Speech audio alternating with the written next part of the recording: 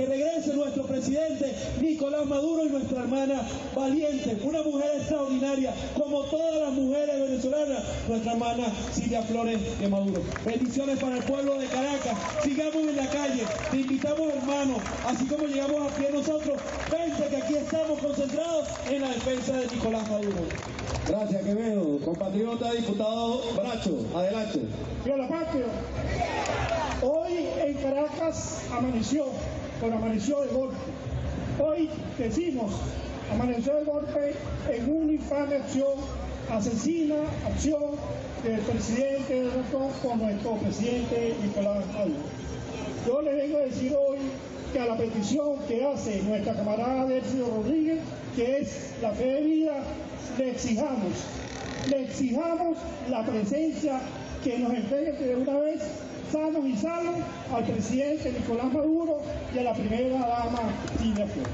Es una exigencia y en honor a ese mandato que tanto nos viene impulsando el camarada Nicolás Maduro, nuestro presidente, cuando el camarada decía calle, redes y paredes, tenemos que salir todos y todas a salir a pintar todas las paredes de Caracas, exigiendo la liberación inmediata de nuestro camarada presidente Nicolás Maduro y obviamente a la primera dama. En patria para todos decimos, o hay patria para todos o no hay patria para nadie. Aquí decimos, tenemos patria para todos con Nicolás y con Silvia al frente. Estamos diciendo y vamos a salir entre hoy. Venceremos, camarada. Gracias, Bracho. Camarada diputada Griselda Olivero, adelante. Bueno, compatriotas, creo que mis camaradas han dicho bastante sobre Trump. Ese desgraciado venía diciendo que iba a ser. Pero nosotros nos hemos venido preparando para nosotros contrarrestar esto. Ahora tenemos que demostrar nuestra capacidad organizativa en el territorio. Nosotros tenemos que estar en rebelión, como lo dijo nuestro presidente Nicolás Maduro. ¿Qué dijo el presidente? Rebelión popular, paro general. Nosotros no podemos permitir que vengan para acá a hacer lo que les da la gana, porque aquí hay traidores, aquí hay gente celebrando eso. Ellos tienen gente aquí haciendo eso. Así que nosotros tenemos la responsabilidad, compañeros, de demostrarle el nivel de organización que hemos alcanzado. No es poca cosa lo que hemos construido en 26 años. Hemos tenido paz en medio de la guerra, pero nunca permitimos que se metieran. Pues ahorita no podemos permitir que entre y exigir que nos entreguen a nuestro presidente y a nuestra primera dama comida, que no nos entreguen. Y si no, sabemos qué tenemos que hacer. Ustedes saben muy bien que los que estamos aquí sabemos qué tenemos que hacer. Así que yo les pido, compatriotas, si algo tenemos que buscar ahorita es la movilización en la calle, sobre todo en el territorio. Hay que defender ese territorio. Esos territorios que tanto nos costó conformar, desde los comités de tierra urbana, con sus poligonales, los consejos comunales y las comunas, son niveles de organización. Los comandos, los jefes de calle, jefes de comunidad, que ya son un equipo político. Hay que salir, compatriotas, porque la gente cree que esto acaba aquí. Ustedes saben muy bien que esto no acaba aquí. Hay que salir, hay que motivar, hay que irse a los sectores populares, activar todas las formas de organización territorial, porque ellos se van a meter ahí. El que crea que no se van a meter en el territorio está bien pelado y bien jodido. Esos carajos cuando lleguen arrasando. Así que tenemos que trabajar duro para defender y denunciar internacionalmente lo que está pasando. Hay que movilizar todos esos movimientos internacionales, decir la verdad, decir por qué se quieren llevar y por qué se llevaron a nuestro presidente. Es mentira lo de la droga. Ellos quieren nuestro país, nuestras riquezas, nuestras fuerzas. Te quieren a ti, mujer, a ti, hombre, a ti, para esclavizarte, como lo han hecho, como lo hicieron en Libia, cuando Gaddafi, Libia está destrozada. Libia está destruida, desmoralizada, dividida. Eso es lo que quieren que hagamos acá. Así que yo lo que les pido es unidad. Unidad, compatriotas. Unidad en medio de esta gran diversidad. Unidad para la lucha territorial. Así que, compañeros, de aquí llamemos, empecemos a llamar. Empecemos a activar los territorios y las organizaciones territoriales. Ya movilizarnos en el territorio para la defensa y para el apoyo. Para la defensa y el apoyo. ¿Qué tenemos? ¿Qué no tenemos? La primera defensa es la nuestra, esta interna. Así que yo lo que les pido, compatriotas, que sigamos en la lucha organizada desde el territorio, defendamos a la patria y defendamos a nuestro presidente Nicolás Maduro y a nuestra comandante Silvia Flores. ¡Que viva la patria! ¡Que viva! Gracias, Griselda. Compatriota Daniela Ponte, de la Generación de Oro. Adelante con su mensaje. ¡Chávez vive! 200 años se cumplen este año de la anfictonía, Congreso Anfictiónico de Panamá. Año 2030, 200 años del paso a la inmortalidad del libertador Simón Bolívar.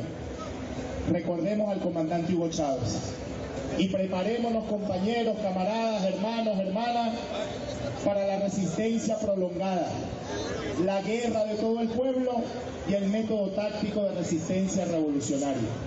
Esto apenas es el comienzo, compañeros, compañeras. Aquí vamos a ver de verdad quiénes están dando un paso al frente y quiénes guabinean en estos momentos de dificultades. Nuestra patria hoy, nos estamos viendo los rostros acá. Quienes hemos llegado hoy aquí y quienes aún no han dado la cara acá en las calles de Caracas. Y es por eso, compañeros, así como llamo a la anfictonía, que 200 años se cumplen hoy, este año 2026, y en el 2030 hay un juramento sagrado con el libertador y el comandante Hugo Chávez. Esta patria en el año 2030 es nuestra o no es de nadie, y no depende llegar al 2030, depende que hoy sea el inicio de una movilización permanente en todas las comunidades de Venezuela, en todas las comunas del país, activando las urras, activando las ORIs comunales, activando los componentes de cuerpos de combatientes, activando la huelga general que establece ese decreto de conmoción externa que acaba de promulgar nuestro gobierno nacional, pero sobre todo, compañeros, dejando al lado la charretera y dándole la cara al pueblo y dándole la cara a nuestra gente en las comunidades. Y finalmente, compañeros, camaradas, yo quiero que sea un aplauso a los que están aquí, los que llegaron aquí, que no tienen escolta, que no andan en carros blindados, que no andan por allí con 1, 2, 3, 4, 5 al lado, que es la convicción, la conciencia y el amor por Venezuela y sobre todo por ese ser humano extraordinario que hoy me duele en el alma nuestro presidente Nicolás Maduro.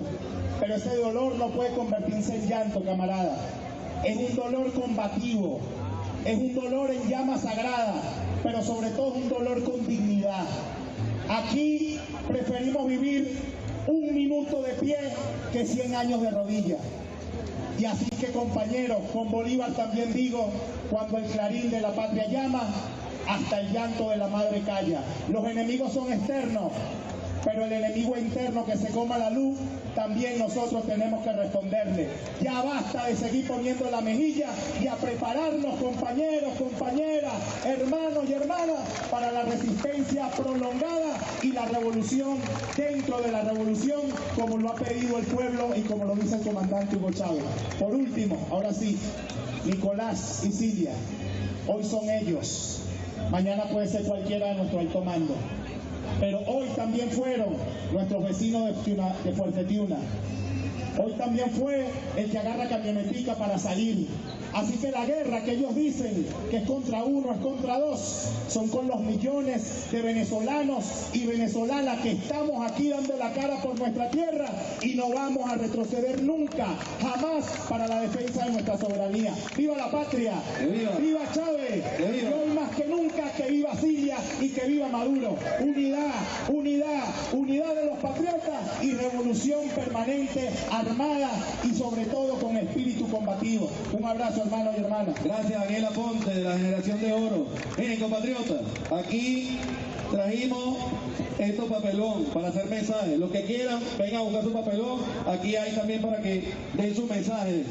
Fue de vida para nuestro presidente Nicolás Maduro. Camarada César Trompi, embajador de la patria, su mensaje para toda Venezuela. ¡Viva la patria! ¡Viva Chávez! ¡Viva Bolívar! ¡Viva Nicolás Maduro! Estimados compatriotas, hay unos grandes traidores de nuestra república, los que en el este del este promovieron la migración de jóvenes y que después fueron a perseguirlos como causa del supuesto delito en los Estados Unidos y en nuestra América. Esa misma excusa de venezolanos en el exterior que le sirvió al gobierno supremacista yanqui para perseguir a nuestro pueblo, para expulsar a los pobres que fueron a migrar hacia allá, invocados por ellos mismos, en alianza con María Corina Machado, con Leopoldo López y con todo el combo de gente que los sigue y que se atreve hoy a poner en nuestras redes que gracias a Dios que los yanquis vinieron a hacer esto, vinieron a hacer lo otro. Son traidores a la patria, son enemigos del pueblo y son enemigos nuestros personales. Esa gente no merece patria, pero no merece tener amigos en el chavismo. Le han declarado la guerra a nuestro pueblo. Nos han declarado la guerra hace años. Nos han declarado a nosotros, persona por persona. Aquí yo veo camaradas de toda la vida, con los que hemos compartido historias del odio de la derecha. Y nosotros de eso nos hemos burlado durante 25 años. Pero ellos se lo han tomado en serio. Tan en serio que hoy celebran el bombardeo que sufrimos anoche. Que hoy celebran la muerte de venezolanos y venezolanas. Que hoy celebran el secuestro del presidente constitucional de Venezuela. No nos sentamos en la misma mesa. No somos iguales. Nosotros somos los venezolanos de Bolívar. Nosotros somos los venezolanos que creemos en nuestra historia y defendemos nuestro suelo. Ellos son unos traidores. Hoy son menos que antes, pero hay de ellos todavía. Y nosotros tenemos que estar claros que en esta fase de lucha armada en la que entra nuestro pueblo, nuestra revolución y nuestra patria, el que se ponga del lado del imperialismo merece ser tratado como el imperialismo. Yo creo que no puede haber medias tintas en eso y tenemos que tener profunda claridad. Hoy se abre un nuevo decreto de guerra-muerte. Guerra-muerte a los imperialistas. Guerra-muerte a los que apoyan a María Corina Machado y su combo en nuestra república. Y defensa de nuestra paz, que no es la misma paz de ellos, porque ellos quieren la paz que le dieron a Palestina durante más de 70 años. Ellos quieren la paz que le habían dado a nuestro pueblo durante toda la Cuarta República. Una paz con pueblos esclavos. Y esa no es nuestra paz. Nuestra paz es con un pueblo libre. Y eso lo aprendimos con Chávez, lo aprendimos de Bolívar. Y el presidente Nicolás Maduro nos lo recuerda todos los días. En las próximas horas tenemos que estar muy atentos del llamado que haga la Central Bolivariana Socialista de los Trabajadores. El llamado a huelga general organizada en contra de la oligarquía. La clase trabajadora no podemos darle una hora de trabajo a la oligarquía venezolana. Que no reproduzcan real, que no reproduzcan sus dólares con el sudor de la clase obrera venezolana. Ese es un llamado fundamental que hizo el presidente Nicolás Maduro. Estimados compatriotas, otra consigna es fundamental. Ni una gota de petróleo para los yanquis. Ni una gota de petróleo para los yanquis. El petróleo de Venezuela es de los venezolanos y venezolanas. Y eso es lo que ellos quieren. Nosotros no queremos ni una gota de petróleo más para los yanquis hasta que devuelvan al único presidente constitucional de la República Bolivariana de Venezuela, Nicolás Maduro Moro. Estimados camaradas, nos vemos hoy en estas calles y nos tendremos que ver por los próximos días y por los próximos años. Nuestra tarea es sumar más gente, claro que sí, pero sabemos que los que estamos aquí, que atendimos el primer llamado, somos los que siempre vamos a estar. Y junto con Daniel les digo que eso me alegra muchísimo, ver estas caras no en los momentos más fáciles, sino siempre en los momentos más difíciles. Que viva el pueblo revolucionario de Chávez, que viva el pueblo revolucionario de Maduro, que viva el pueblo revolucionario de Bolívar. Gracias, compatriota César Trompi. Preparada nuestra compatriota Ivonne, hija de nuestra comandante Lina Ron. Adelante con su mensaje, hermana. ¡Que viva la patria! ¡Que viva Nicolás! ¡Que viva Cilia! Compañeros, compañeras, ha llegado el momento de la lealtad. La lealtad absoluta a nuestra patria, a nuestro juramento que le hicimos al comandante supremo Hugo Rafael Chávez Frías, nuestro presidente constitucional y nuestra primera combatiente han sido secuestrados por el imperio yanqui, por el imperio genocida, por el imperio pedófilo de Estados Unidos, y nosotros desde aquí, desde Caracas, la que siempre vencerá, levantamos nuestra voz para pedir nos respeten y nos devuelvan a nuestros líderes, nos devuelvan a nuestro presidente. Camaradas, hermanos, hermanas, es importante que estemos en la calle. Debemos demostrarle al mundo que el pueblo venezolano es revolucionario y está con Nicolás. Los patriotas los patriotas y patriotas en la calle. Activos, todos activos, colectivos, motorizados, amas de casa, jóvenes, todos en la calle. El presidente nos necesita, porque en las peores circunstancias es que sabemos quiénes somos los leales, porque en las buenas todos y todas están, pero en las malas es que decimos quién es leal y quién no es leal. Y nosotros somos los hijos de Bolívar, los hijos de Chávez, los hijos de Guaycaipuro y los hijos de Nicolás y de Cilia. Y le decimos al mundo entero: ¡fuera de aquí, gringos de mierda, carajo! ¡Que viva Nicolás! ¡Que viva la patria! ¡Que viva Bolívar! ¡Que viva! ¡Queremos, camaradas! Gracias, compatriota Ivonne, y que viva Lina Ron. Vente, compatriota concejal Bachi. Su mensaje para toda Venezuela. Estamos en vivo a través de las distintas redes digitales y venezolanas de televisión. Adelante. Bueno, que viva Venezuela, que viva el socialismo bolivariano, que viva la revolución de Hugo Chávez Frías, que viva Nicolás Maduro Moro, que viva la patria, camaradas. Bueno, estamos acá, en este espacio, como estoy seguro, está todo el país reunido en este momento. En todas las calles de este país tenemos que estar los patriotas. El llamado primero a los patriotas del mundo, a los patriotas que quieren ser libres, a aquellos compañeros y compañeras de todos los países, a que presionen a su gobierno para establecer acciones concretas. Esto ya sobrepasó lo diplomático. Necesitamos acciones concretas del mundo. Los pueblos del mundo a presionar al imperialismo norteamericano, que su gobierno no solamente se pronuncie. Necesitamos acciones establecidas para que Estados Unidos sepa lo que es la presión de los pueblos del mundo. No se trata solamente de Venezuela, se trata de la independencia, de la soberanía de cada país del mundo, que no puede seguir siendo irrespetada por este imperio atroz, terrible. El primer llamado a nuestros hermanos del mundo. Ya se están pronunciando muchos de ellos, ya se están pronunciando muchos gobiernos, pero también los movimientos populares de los países. Bueno, necesitamos de ustedes, porque no solamente lo necesitamos nosotros, sino cada uno de los pueblos de nuestros continentes. Pero además de eso, Donald Trump hace un rato salía dando unas declaraciones.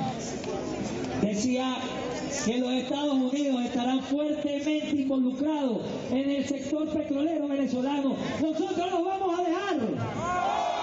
Nosotros vamos a dejar que tomen nuestro petróleo, nuestros recursos, nuestras tierras. Es ahora cuando tenemos que luchar, camaradas. Es ahora cuando tenemos que demostrar el talante que tenemos y que somos.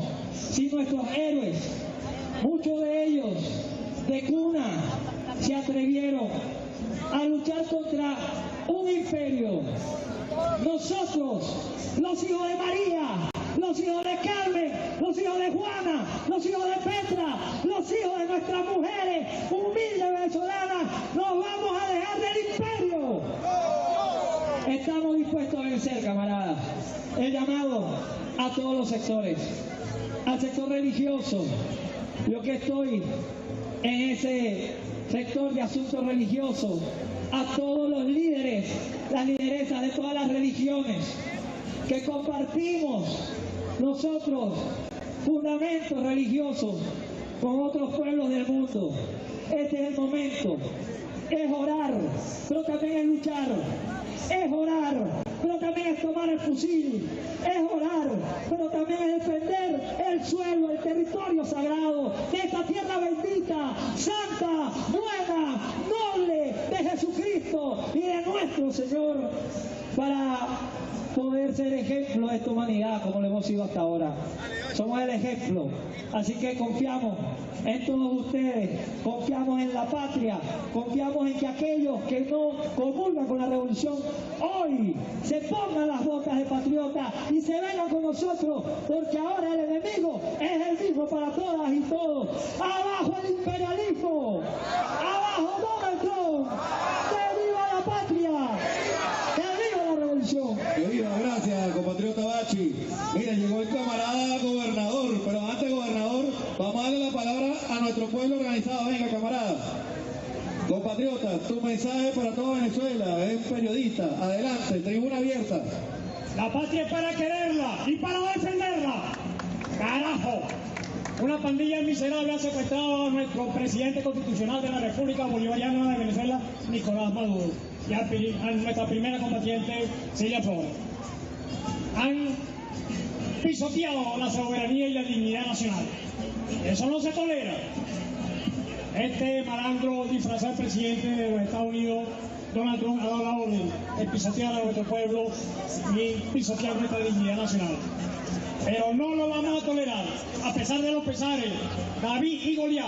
Vamos a vencer ese imperio norteamericano. Inclusive, se ha declarado desde este 3 de enero del año 2026 el principio del fin fatal del imperio gringo, porque está la doctrina Monroe y la doctrina bolivariana. Por eso desde la comunicación popular, este humilde servidor venezolano da la palabra: Unión Nacional Patriótica, pueblo unido jamás será vencido. Muchas gracias. Gracias, compatriota. Tribuna abierta. Vamos, adelante. Unión Constitucional de Colombia. Adelante, tu mensaje, hermano. Chávez vive y vive. Nosotros, delegados por la Unión Nacional Constituyente Colombiana, encargados de recoger las firmas acá en Venezuela, recibimos un comunicado de nuestros compañeros allá en Bogotá preocupados, sabiendo que nos va a pasar lo mismo. Entonces decidimos mandar este comunicado. El pueblo colombiano, el pueblo de aquí, el pueblo de Restiao, está con Venezuela. ¡Viva Venezuela! Nosotros encargados vamos a recoger la firma para la constituyente colombiana. Chávez vive y vive. Gracias, compatriota. Bueno, mira, y aquí está un patriota, que viene de Petare, el compatriota gobernador del estado Miranda, Helio Serrano. Saludos solidarios, compatriota. ¡Viva la patria! ¡Viva la patria! Bueno, esa es la energía que requiere el pueblo venezolano en estos momentos. Nosotros venimos de Petare, ahí en el muro de Petare, y hay una manifestación también del pueblo mirandino que se hace presente en defensa de la patria. Nosotros debemos ahora más que nunca mostrar nuestra unidad. No hay espacio para dubitaciones, no hay espacio para dudar. Aquí dudar es traición. Por eso nosotros desde Miranda estamos activados en cada uno de los 21 municipios, las 55 parroquias, los 468 circuitos comunales, igual las 4.314 comunidades. Nosotros exigimos al gobierno de los Estados Unidos que nos devuelvan a nuestro presidente Nicolás Maduro Moro y a nuestra primera dama Silvia Flores. Nosotros debemos hacer causa común. En este momento no debemos nosotros tener duda y no debemos salir de las calles. Nuestras calles, las calles son del pueblo y el pueblo debe defender a su presidente, a su primera combatiente en las calles. Así pues, compañeros, camaradas de esta patria venezolana, en ustedes está la unidad y está la defensa de la patria. Hemos sido atacados criminalmente por el gobierno de los Estados Unidos. Hemos sido atacados en diversos sectores. Nosotros en Miranda fuimos atacados en el aeropuerto Higuerote, en el aeropuerto Caracas de los Valles del Tuy, en el fuerte Huaycaipuro, en el Latillo y en la Carlota. Y tenemos baja que lamentar. Sin embargo, hay un pueblo que está consciente y que definitivamente va a defender esta revolución. Así pues, camaradas, exigimos el regreso de nuestro presidente, exigimos el regreso de la primera combatiente y a este pueblo debe defender de manera titánica en la revolución bolivariana. Así pues, camaradas, vamos por más y seguro estoy que nosotros vamos a triunfar. ¡Viva la patria! Viva, gracias, compatriota Helio. Y aprovechamos de hacer un llamado a la gente que está conectada con sus familiares, con sus vecinos, a la calma.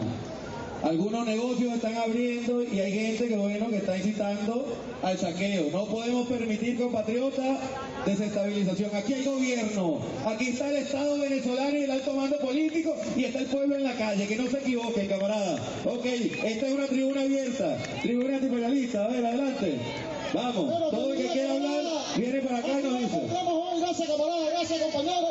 Aquí lo encontramos hoy la fuerza trabajadora obrera, la fuerza obrera, los grandes líderes de nuestro país. El pueblo, todo el mundo, la mano arriba todo el mundo. Con la caseta que estamos reclamando es nuestro presidente constitucional. Porque no queremos guerra, señores. En esta madrugada el pueblo está batallando. La fuerza trabajadora, la clase obrera, los padres de familia.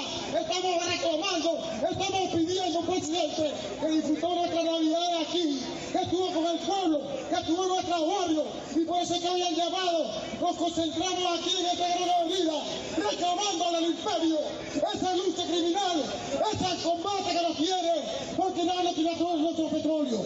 Estamos aquí, vuelta la calma, como dice nuestro gobernador, fuerza por los hospitales, como dice nuestro ministro. Estamos recorriendo, estamos colocándolo en todos los sitios. Y bueno, otra vez la mano arriba, nos despedimos con la fuerza trabajadora del agua, con la fuerza trabajadora obrera, para que vea el mundo que estamos aquí reclamando a nuestro presidente Nicolás. ¡Que viva la patria, señores! Gracias, hermano. Gracias. Bueno, Tony Riggi, que estuvo con nosotros desde tempranito. Apenas empezaron los bombardeos, nos vimos en la trinchera. Adelante con tu mensaje, hermano. Cultor de la patria. ¡Viva la patria! Por cierto, antes de darles unas palabras, aquí tenemos unas cartulinas y unos marcadores, camaradas, para que usted desde el fondo de su corazón haga un escrito y lo use como lo están haciendo estos compañeros. Pueden venir poco a poco, dentro de un ratico les digo, ya va. Mire, mi camarada, hoy a las 2 de la madrugada aproximadamente, el sueño de los bolivarianos, de los revolucionarios, el sueño de los venezolanos se vio interrumpido por una acción criminal, terrorista, ilegal. Y la intención no solamente era causar el desastre que está causando, sino seguir interrumpiéndonos el sueño que han estado interrumpiéndonos desde hace siglos, desde hace años. Y decía en alguna oportunidad un compañero que si no nos dejan soñar, entonces nosotros no los vamos a dejar dormir. Y que este momento tiene que ser un momento para que comencemos a reflexionar en una unión verdadera. Están molesticos, lo entiendo, pero no es momento. Es momento de conversar con nuestros hermanos, camaradas, y decirles que a partir de este momento tenemos que declararnos hermanos, hermanas, en vigilia permanente, en movilización permanente, hasta que nos devuelvan a nuestro hermano presidente Nicolás Maduro Moro, que no nos lo regalaron ni lo impusieron, lo elegimos nosotros. Y tenemos que tener claridad total sobre el rol que nos toca revisar de ahora en adelante. Así que comencemos a convocar a todo aquel y Raquel para que a partir de este momento tomemos las calles y estemos vigilantes de que esto no pase o no trascienda a lo que ellos están buscando de hace rato. Así que rodilla en tierra, mi camarada, que viva la patria, viva Maduro, viva Chávez. Gracias, Tony Riggi. Bueno, tribuna abierta, por ahí también vemos a la ministra de Salud con su equipo. Camarada, su mensaje para toda Venezuela. Su nombre, ¿cuál es su nombre? ¡Viva Chávez! Voy a ser breve, por el amor de Chávez. Hace 20 años, esta persona que está aquí era indigente. Andaba en la calle comiendo la basura, robando.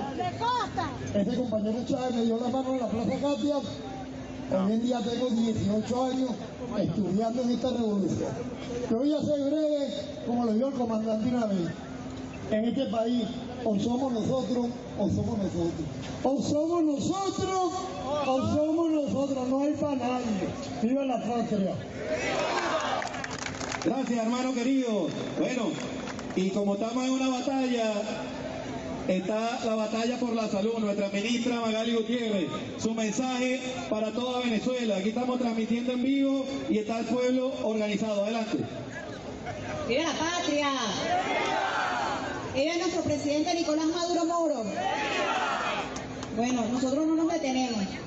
El imperialismo mostró su cara más oscura, más tenebrosa, y nosotros mostramos nuestra mayor resistencia, que es estar movilizados en la calle, defendiendo a nuestro presidente, defendiendo a nuestro país, defendiendo la paz. Nos ha costado mucho lograr la paz, y nosotros somos los garantes de la misma. Tenemos que estar en la calle, movilizados, tenemos que estar en cada centro de salud, resguardándonos. ¿Recuerdan cuando quemaron CDI? Eso no puede volver a pasar. No puede volver a pasar. El fascismo no se puede instalar en Venezuela. Tenemos que conservar nuestras estructuras de salud. Y para eso no solamente es necesario el personal de salud, sino también nuestro pueblo organizado a través de las áreas de salud integral comunitaria, nuestros comités de salud, que son los primeros en la batalla para garantizar la salud de nuestro pueblo. Aquí ningún servicio se ha paralizado, ni se paralizará. Nuestros héroes y heroínas de batas blancas saben cuál es su compromiso y saben cuál es su papel en estos momentos de incertidumbre. Y nosotros la respuesta, yo, Magali Gutiérrez, como militante de la Revolución Bolivariana, es irme a la calle a defender a Nicolás y pedir una prueba de vida. ¿Lo tienen? ¿Dónde está la prueba de vida? ¿Dónde está la prueba de vida de la primera combatiente Flores? Exigimos que nos devuelvan a nuestro presidente, a nuestra primera combatiente, y no descansaremos hasta lograrlo. Nos mantendremos en vigilia permanente en la calle hasta lograr la liberación de nuestros líderes de la Revolución Bolivariana. Es la única manera y la garantía de paz en este país. ¡Que viva la patria! ¡Que viva! ¡Sigamos juntos por el camino de Chávez! ¡Que viva! ¡Que viva! Gracias, mi querida ministra. Compatriota, vamos. Canal abierto aquí para el pueblo. Su mensaje, su nombre y su mensaje. Bueno, mi nombre es Cleofás Zambrano, padrino de la parroquia El Junquito. Y ya vamos a entregar para que venga otro padrino también a luchar por esta patria. Pedimos de respeto, de corazón, que nos devuelvan a nuestro presidente Nicolás Maduro, el único presidente de Venezuela, gústele o no le guste, señores. La combatiente es la compañera de nuestro presidente, que regresen los dos, o fe de vida o el presidente. Así que les voy a decir a toda Venezuela, bienvenido a Caracas. Vamos a rescatar a nuestro presidente de donde esté, señores. Y una cosa que les digo, Tinaquillo es mi pueblo, Guanare es mi pueblo, Trujillo mi familia, Mérida mi familia, y a toda Venezuela y a toda mi gente que está presente. Vamos a la batalla, pongamos en el lugar Guaycaipuro, en aquel entonces Miranda, en aquel entonces Bolívar, que luchó y dio la vida por Venezuela. Nosotros también la vamos a dar. Venezuela se respeta y Venezuela es de los venezolanos. Muchas gracias y feliz día. Gracias, compatriota. Ajá, mira, aquí está el hombre que combate a los bichitos de la polar. Adelante, compatriota. ¡Leales siempre! ¡Leales siempre! Bueno, compañeros, ante este ataque miserable, este ataque cobarde, de este imperio asesino, no queda más que aglutinarnos en lo que somos, en un pueblo hecho de historia, en un pueblo que levanta las banderas de la justicia, de la dignidad. Y desde aquí, como obrero, como trabajador de esta patria, maldigo al imperio yanqui, maldito imperio yanqui, tendrás que caer, maldito imperio yanqui. Este pueblo hoy te repudia, este pueblo hoy, bueno, te tiene rechera, este pueblo hoy, miren, está enardecido, de verdad, porque es injusto que se busquen los caminos de la destrucción, de la muerte, para un pueblo noble como el pueblo venezolano, para un pueblo de paz, para un pueblo solidario. No hay un pueblo en el mundo con la solidaridad inquebrantable del pueblo venezolano. Así que, desde el amor profundo que profesamos por Chávez, desde el amor profundo que profesamos por Bolívar, y desde el grito de guerra de Guaycaipuro y sus indios caribes, de Ana Karina Rote, Aunicón Paparoto Mantoro y Toto Manto, non veritate, nosotros pedimos la fe de vida de nuestro presidente Nicolás Maduro, de nuestro obrero, presidente obrero Nicolás Maduro, de nuestro colega obrero Nicolás Maduro y de nuestra combatiente, primera combatiente, Silvia Flores. Así que el pueblo venezolano, compañeros, camaradas, amigos, compatriotas, vamos a unificar las ideas. No es tiempo de divisiones, no es tiempo de traiciones, son tiempos de lealtades, no son tiempos para andar dudando. Dudar es traición, y levantar siempre la bandera de la victoria, de la justicia, porque tendremos nosotros, pasaremos a la historia como hace 200 años que derrotamos al imperio español. Así que gracias por estar aquí, gracias por querer esta patria, y ¡viva Venezuela, carajo! ¡Viva la patria! ¡Viva! ¡Viva Chávez! ¡Viva! ¡Viva Maduro! ¡Viva Silvia Flores! ¡Y viva el pueblo venezolano, carajo! Gracias, compatriota. Ajá, bienvenida a nuestra camarada Tania Díaz, compatriota del alto mando. Ya vamos a ponerla a hablar. Adelante, compatriota. Pero camaradas, me llamo María Eugenia Zavala, soy colombiana, represento el partido del presidente Petro, Colombia Humana Venezuela, soy coordinadora nacional de Colombia Humana Venezuela, en representación de nuestro presidente Petro que está con nosotros, y me siento venezolana porque soy colombo venezolana. Este pueblo nos abrió la puerta mientras en Colombia nos estaban matando, nos estaban picando los paramilitares. Vengo de esa descomposición social que hay en Colombia. Vengo huyendo de esa descomposición social que muchos colombianos estamos aquí huyendo, y esta hermosa patria nos abrió las puertas, y somos hijos de Chávez y somos hijos del presidente Nicolás Maduro Moro. Estamos en pie de lucha y oramos, hacemos ayuno y hacemos vigilia porque soy cristiana, pero también si tenemos que agarrar las armas para la lucha de esta hermosa tierra, la agarramos, compañeros, porque no podemos dejar que vengan a imponernos como lo han impuesto en Colombia, que allá se robaron todo el petróleo, las riquezas, y ahora quieren seguir con Venezuela, con Nigeria, etcétera. También soy de la dirección de pacto histórico del gobierno del presidente Petro, y aquí estamos la representación de los colombianos que estamos luchando también por esta patria. También estamos luchando porque nuestro presidente siga siendo nuestro presidente, y tenemos que luchar para que lo devuelvan a Venezuela, porque es el presidente de todos los extranjeros también y de los venezolanos. Bueno, gracias, compatriota, que viva la patria grande. Compatriota, esto es un canal abierto, Tribuna Popular Antiimperialista. El que quiera hablar se viene para acá. Su nombre y su mensaje, compatriota. Buenos días, mi nombre es Luis Villarruel, represento al PPT, estamos con la Constituyente Obrera representando al presidente Nicolás Maduro. ¡Viva Chávez! ¡Que viva Maduro! ¡Que viva nuestro capitán Diosdado Cabello! ¡Que viva la patria! Esperemos que nos devuelvan a nuestro presidente con la camarada Silvia Flores y estar juntos a todos otra vez en unión familiar. ¡Viva Chávez!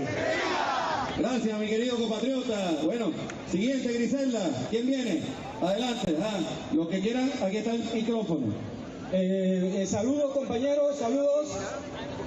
A la 1:30 de la mañana me despertó mi hijo a raíz de que pasaron los aviones y el estruendo que hubo. Realmente mucha gente pensaba que esto no iba a pasar, pues, pero inmediatamente yo me recordé del ataque de Reagan a Libia, a la Libia de Gaddafi, y las intromisiones del imperialismo yanqui a lo largo de décadas que nos han mantenido en zozobra y que por primera vez, lamentablemente, la tierra de Bolívar es víctima de esto. Yo soy colombiano, compañero. Soy producto de la violencia colombiana que me obligó a refugiarme a este país. Hago parte de la dirección también de la Colombia Humana. Soy revolucionario, soy bolivariano, y ténganlo por seguro, compañeros venezolanos, que la inmensa mayoría del pueblo colombiano, la inmensa mayoría está con el pueblo venezolano. Y si el imperialismo yanqui llega a colocar una bota acá, póngale la firma, que los colombianos sabemos de guerra y de conflicto. Los colombianos hemos combatido 50 años contra el agresor, contra el capitalismo, y contarán con el apoyo de nosotros. Serán miles y miles de compañeros que vendremos a esta tierra a brindarle apoyo a nuestros hermanos venezolanos. ¡Patria muerte! ¡Viva Chávez! ¡Viva Nicolás Maduro! Gracias, compatriota. La unión de la patria grande acá, movilizada en defensa de la patria. Ya muchos comunicados a nivel internacional de distintos movimientos sociales están rodando por el mundo. Vengan, compatriota. Ajá. Mande su nombre y su mensaje. Adelante. ¡Viva la patria!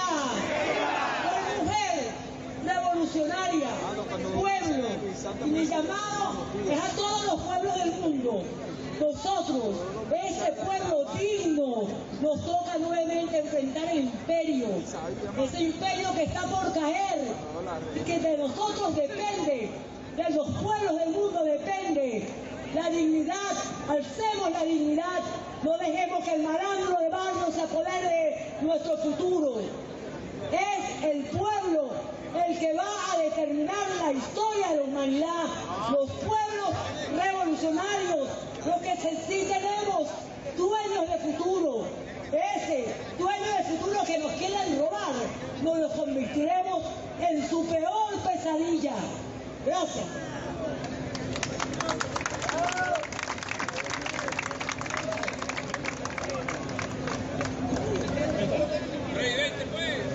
Gracias, compatriota. Bueno, esta es una tribuna antiimperialista. No nos vamos de aquí hasta que no veamos fe de vida a nuestro presidente Nicolás Maduro y nuestra primera combatiente Silvia Flores. Es tiempo de lealtades, compatriotas. Vamos a seguir con la palabra. Venga, compatriotas. Adelante. Ajá. Adelante, su mensaje.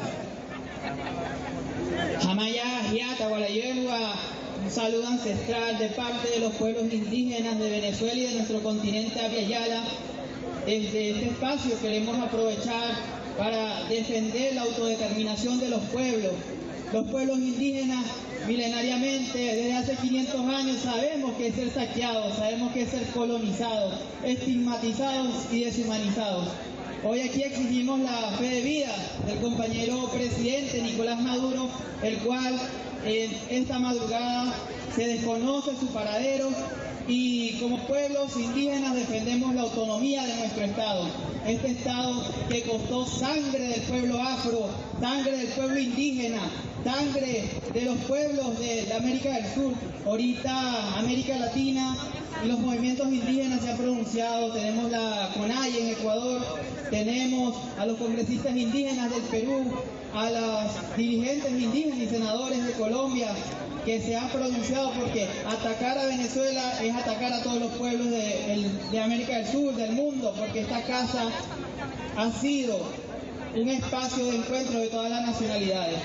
La paz triunfará y que todos juntos defendamos la constitucionalidad, nuestros derechos que construimos en la Constitución de 1999. Y bueno, como decimos en Guayunequi, Guayam, Lerru, que viva nuestra dignidad, que viva nuestra venezolanidad, y más temprano que tarde se hará justicia, porque este imperio está que cae y va a morir. Gracias, compatriota. Bueno, y vamos a recibir a nuestra compatriota, diputada, trabajadora, comunicadora, luchadora del alto mando, Tania Valentina Díaz. Adelante, compatriota Tania, su mensaje para todo el pueblo de Venezuela. Estamos en vivo por Venezolana de Televisión. Vamos a hacerle un llamado a la gente: ¡devuelvan a Maduro! ¡Devuelvan a Maduro!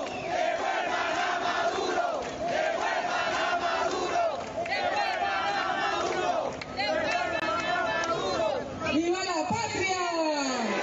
¡Viva Maduro! Aquí está Caracas firme con su presidente, la Caracas de siempre, la Caracas valiente, la Caracas que siempre vencerá. Miren, en el año 2002, cuando habían secuestrado al comandante Chávez, unos traidores, el presidente Nicolás Maduro, joven diputado, se paró en una tarima, así como estamos nosotros hoy, y se paró aquí junto con su compañera Flores, y dijo casi textualmente, porque me acuerdo: nosotros le exigimos a los generales que secuestraron a Chávez que se lo devuelvan al pueblo de Venezuela. Bueno, aquí está el pueblo de Caracas para decirle al gobierno norteamericano que los mercenarios que se llevaron a nuestro presidente no lo devuelvan, porque vamos a estar en la calle hasta que Nicolás Maduro llegue de nuevo al Palacio de Miraflores. ¡Devuelvan a Maduro! ¡Devuelvan a Maduro! ¡Devuelvan a Maduro! ¡Devuelvan a Maduro! ¡Devuelvan a Maduro! Aristóbulo tenía una consigna, porque no es tiempo de achicopalarnos, compañeros, ¡es para adelante! Aquí tenemos que ver la fuerza de la mujer venezolana, tenemos que ver la valentía de los hombres venezolanos, ¡es para adelante! Ningún gringo nos asusta. Creen que tirándole bombitas van a achicopalar a este pueblo. Aquí está Caracas, aquí está Venezuela, porque nosotros estamos aquí, están en Barcelona, están en Maracay, están en Ciudad Bolívar, toda Caracas de pie, diciendo: no vamos a permitir que nos quiten a nuestro gobierno, no lo vamos a permitir. Nosotros somos una revolución que se llama bolivariana, y una revolución que es chavista, y ni Bolívar ni Chávez se le callaron al imperio. Nosotras y nosotros tampoco nos vamos a callar. ¿Cuál es la fórmula? Calle.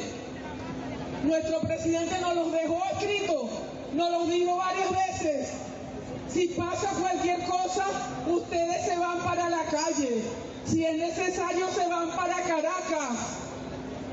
Y aquí estamos nosotras y nosotros el día de hoy. Aristóbulo tenía una consigna que decía: si preguntan por Caracas, Caracas ¿dónde está? Caracas está en la calle defendiendo a Nicolás. Si preguntan por Caracas, Caracas ¿dónde está? Caracas está en la calle defendiendo a Nicolás. Si preguntan por Caracas, Caracas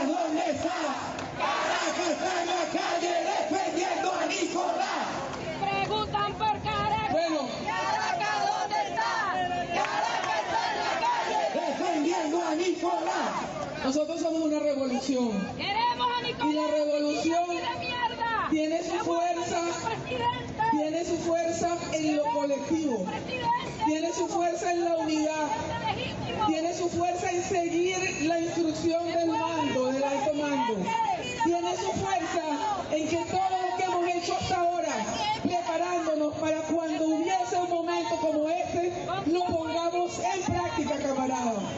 Por eso la UH, los equipos de calle, los comandos de comunidad, por eso nos juramentamos con el presidente Nicolás Maduro, porque él sabía que ante cualquier cosa su pueblo iba a estar aquí y nos vamos a quedar aquí hasta que Nicolás esté de regreso en Miraflores. Es nuestro presidente, lo amamos, lo queremos, lo elegimos y le exigimos al gobierno hipócrita y mercenario de Donald Trump que lo devuelva al pueblo de Venezuela. ¡Que devuelvan a Nicolás! Gracias, mi camarada Tania Díaz. Un aplauso para la camarada Tania Díaz. ¡Que viva Venezuela! ¡Que viva! ¡Que viva Nicolás! ¡Que viva! Pase lo que pase y en cualquier circunstancia, nosotros venceremos. ¡Váyanse al carajo, yanquis de mierda! Gracias, compatriota Tania Díaz. Bueno, sigue la tribuna abierta. Adelante, compatriota. Su nombre y su mensaje. Martín Rodríguez, camaradas, comparto con ustedes que recemos, comparto con ustedes que protestemos y que pidamos el regreso de nuestro presidente comandante. Pero hay que tomar acciones. ¿Cuántas veces nos va a pasar lo mismo? ¿Cuándo vamos a ir por las quintas columnas que tenemos en las comunidades, que tenemos en las instituciones, que tenemos en las calles, que tenemos en las redes sociales? ¿Cuándo vamos a parar eso? ¿Cuándo? ¿Cuándo se va a repetir esto? Recemos, protestemos, oremos, manifestémonos, lo que queramos, pero ¿cuándo vamos a parar esto? Las quintas columnas debemos aprovechar este momento y arrasarlas a todas. Gracias, compatriota. Esta es la voz del pueblo. Esto es tribuna abierta, compatriota. ¿Quién viene, camarada? Ok. Vamos a... Camarada, usted dijo que quería hablar, venga, pues. Su mensaje para toda Venezuela. Tribuna abierta, los que quieran dar su mensaje, vienen para acá atrás. Dudar es traición, camaradas. Yo no podía quedarme en mi casa, ver las cosas por televisión, no podía. Yo tenía que estar aquí, al lado del pueblo, porque aquí vamos a exigir que esta constitución, nuestra muchacha, se imponga una vez más. Nosotros vivimos aquí, en este mismo lugar, a defender a Chávez, a rescatar a Chávez, y hoy, una vez más, vamos a rescatar a Nicolás Maduro. Vamos con la fuerza revolucionaria que nos enseñó Chávez. Vamos a hacer que esos gringos malditos y desgraciados nos devuelvan a Nicolás Maduro Moros. Nosotros estamos llenos de valentía, de amor por esta patria. Y los gringos y los escuálidos desgraciados no entienden cuando decimos que no es Nicolás Maduro, que no es Hugo Chávez, es nuestra esencia por la revolución bolivariana, por la patria de Bolívar, porque hoy somos todos Venezuela y no exigimos una peregrina, exigimos a esos malditos yanquis que nos exigen, le exigimos que nos devuelvan a Nicolás Maduro Moros y a la doctora Silvia Flores. Nosotros vamos a defenderlos, nosotros vamos a hacer lo que nos dijo Chávez en la calle, compañeros. Vamos, no nos movemos de aquí. Yo estoy aquí en el 2002 y aquí no me vuelvo a ir para mi casa hasta que no regrese Nicolás Maduro Moros. Y eso tiene que ser un sentimiento nacional, porque todos somos Nicolás Maduro Moros. ¡Venceremos! Gracias, mi querida compatriota. Ok, camarada. Freddy Gutiérrez, venga, pues. Su mensaje de Chacao para el mundo. Vamos, allá adelante. El que quiera hablar viene acá y le damos la tribuna. Bueno, ¡viva la patria! Nos andamos tristes, arrechos, pero a la vez combativos. Estamos aquí prestos y dispuestos, rodilla en tierra, a defender a nuestro presidente Nicolás Maduro, a nuestra soberanía, a nuestro petróleo, a nuestra familia, a todos y cada uno de ustedes. Compatriotas, estamos en uno de los momentos más oscuros y más difíciles para nuestra nación. El imperio puso su botayanqui en Caracas, puso su botayanqui en Miranda, en Aragua, en Vargas. Y es por eso que hoy estoy seguro que en las próximas horas va a estar todo el pueblo venezolano rechazando esa injerencia, rechazando esa intromisión del ejército estadounidense manejado por un loco que pretende ser el dueño del mundo, que cree que esto es el viejo oeste, que cree que aquí no hay seres humanos. Y hoy hicieron una acción militar contra nuestra república. ¿Quién sabe cuántos inocentes, cuántos militares, cuántos policías, cuántos vecinos y vecinas hoy están sin vida por culpa de ellos? Porque no miden lo que hacen, porque no entienden que en este país, desde que llegó Hugo Chávez, desde que llegó la Constitución del año 1999, nosotros decidimos a través del voto, de la democracia. Pero hay algo, compatriotas, que está en nuestros pies, y es el petróleo. Somos el país con la mayor reserva de petróleo del planeta Tierra. Y eso es lo que ellos quieren. Por eso nos están robando los barcos llenos de petróleo. Al final, ese es su objetivo. Al final, su objetivo es colocar un títere aquí en Miraflores. Pero Miraflores es del pueblo, es de la revolución. Y aquí están los movimientos sociales, los colectivos, el Partido Socialista Unido de Venezuela, el Gran Pueblo Patriótico, resfriado con la revolución bolivariana. Porque aquí hay un presidente llamado Nicolás Maduro Moro, y el voto se respeta. Por eso le exigimos al gobierno de los Estados Unidos que nos devuelvan al presidente y a la primera combatiente sano y salvo. Aquí hay un pueblo que está resteado, que está recho, carajo, que estamos aquí para defender nuestra soberanía y nuestra independencia. ¡Viva Chávez! ¡Viva Nicolás! ¡Viva el pueblo venezolano! Gracias, hermano Freddy Gutiérrez.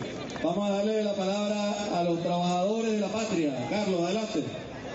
¡Chávez vive! ¡Chávez está por aquí! Viendo el ejemplo de nuestro pueblo. Chávez está aquí cuidando quién, a su pueblo y a Nicolás Maduro, que seguro lo vamos a traer de nuevo a Venezuela. Vamos a regresar a Nicolás Maduro, nuestro presidente legítimo. Ese Trump no sabe el peo que se metió, compañero.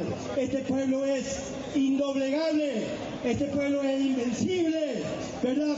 Podrán hacer lo que quieran, pero que lleguen a pisar otra vez el terreno venezolano y no van a salir, porque nuestra clase obrera, y hablando a nombre de la Central Bolivariana, toda nuestra gente está desplegada en todo el país para garantizar la producción, para garantizar a PDVSA, para garantizar la energía eléctrica, para garantizar las comunicaciones y para garantizar la producción de alimentos.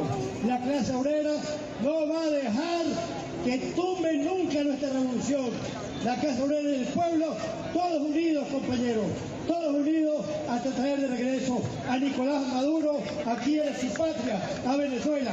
Muchas gracias, compañeros, y Chávez vive. La patria sigue, gracias, compatriota. Mira, aquí también está el camarada Jason Guzmán, de la Dirección Nacional. Jason, tu mensaje en esta tribuna antiimperialista. Patriotas, llegó el día en que el presidente Nicolás Maduro nos advirtió a todas y a todos, cuando nos llamó a la máxima calma, cordura, nervios de acero. La oposición generalmente llamó a bombardear, llamó a atacar al suelo venezolano. Hoy ha ocurrido, y no solamente el crimen de secuestrar al presidente Nicolás Maduro, los asesinatos que han ocurrido hoy, 3 de enero. ¿Cuántos hermanos y hermanas venezolanas hoy fallecieron por culpa de esos ataques, esos bombardeos criminales y cobardes? No es solamente el ataque a Nicolás Maduro, no es solamente el bombardeo en zonas residenciales. es el ataque a la moral del pueblo. Ellos creen que nosotros somos un ser y se les olvida que Chávez un día en la avenida Bolívar nos dijo que Chávez no era él, que Chávez eras tú, mujer, que Chávez eras tú, carajito, que Chávez eras tú, abuelo y abuela, que Chávez somos todos. Y hoy nos toca decir, Nicolás Maduro también somos todos y nos van a tener que llevar a todos por el medio. Que así como Bolívar también le dijo a Mr. Hegseth, la mitad del pueblo venezolano ha perecido defendiendo nuestra libertad y nuestra independencia, y la otra mitad ansía tener la misma suerte. Por suerte hemos visto a pequeños pueblos derrotar grandes imperios. Mis queridos compatriotas, no es un solo hombre, no es una sola mujer. Hacemos un llamado incluso a esos de oposición, a esos que pidieron bombardeo, a esos que hoy perdieron también familiares, a esos que hoy tampoco saben qué va a ser de su destino. No sabemos cuál va a ser el de ustedes. El de nosotros ya está marcado. Nosotros estamos dispuestos a defender la patria de Bolívar, la patria de Chávez y la patria que escogió Nicolás Maduro como presidente. Y queremos a Nicolás Maduro de vuelta a Miraflores. ¡Que viva la patria de Bolívar! ¡Viva! ¡Que viva Chávez, carajo! ¡Vale siempre! Camarada Carmen Serpa tiene una información, adelante. Compatriota, hay una camioneta ya que está utilizando el paso. Placa A38AC8X. Una camioneta blanca, por favor hay que moverla. Seguimos con la tribuna antiimperialista, compatriota. Vamos ahora con la compatriota, con su mensaje para toda Venezuela, porque estamos en vivo a nivel internacional a través de las distintas redes digitales y por la Cámara Venezolana de Televisión. Adelante. ¡Chávez vive! ¡Maduro vive! Desde aquí, desde esta tribuna, solicitamos que nos devuelvan a nuestro presidente constitucional, Nicolás Maduro Moro, que fue elegido por un pueblo, por el pueblo venezolano, que nos devuelvan a Flores. Y desde aquí les digo que queremos mujeres. Si Chávez dijo con los cojones puestos, nosotros decimos que aquí estamos mujeres, con los ovarios bien puestos, para defender nuestra patria. Y si fuera necesario que le den un fusil y salgo a la calle a defender nuestra revolución que nos dejó nuestro comandante Cerro, que nos dejó Hugo Rafael Chávez Frías. Y así como dijimos, cada 11 tiene su 13. Aquí digo yo, cada 3 debe tener su 4. Así será, presidente. Le hago un llamado a todos los camaradas, compatriotas, a movilizarse, todos para esta tribuna, todos en defensa a nuestros Miraflores, en respaldo a nuestro presidente Nicolás Maduro Moro. Nicolás no está solo, aquí está tu pueblo en la calle, defendiéndote. Nicolás, un pueblo organizado, que no dejó de bien nuestro comandante Cerro, Hugo Rafael Chávez Frías. Y aquí estamos, como decía nuestro comandante, unidad, lucha, batalla y victoria. ¡Que viva la patria! Muy bien, compatriota, muchas gracias. Ajá, siguiente compatriota, tribuna abierta. Me acaba de mandar un mensaje el ministro de Comunicación. Atentos todos, compatriotas. La batalla es en este momento de movilización y comunicacional. Todo aquel que tenga algún aliado internacional, escribirle. Vamos a difundir el mensaje, el comunicado que hizo nuestro gobierno nacional. La presión internacional es fundamental en este momento, compatriotas. Adelante, compatriotas.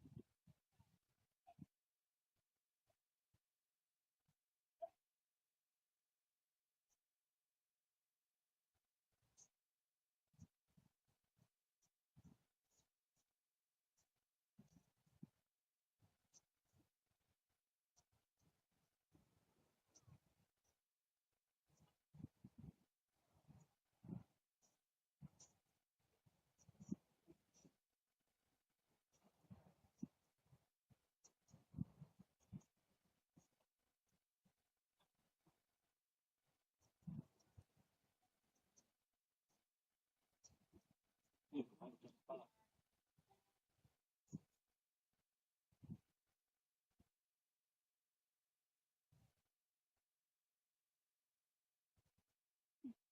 my Google account.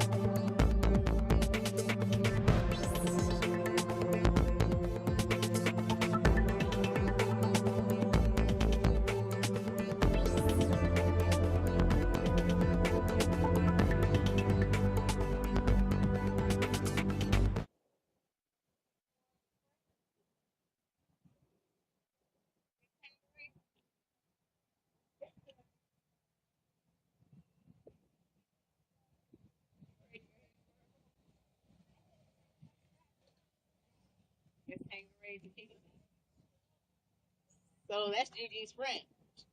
That's Gigi's buddy. Wait, come on. Come here real quick. You good? Listen, say hi.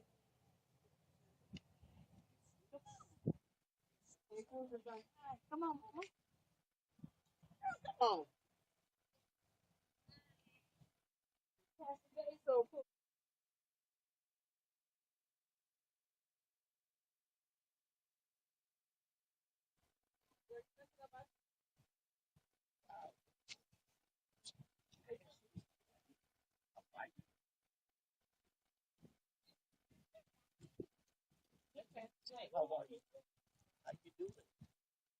Wow. That should be. Come on, Jesus.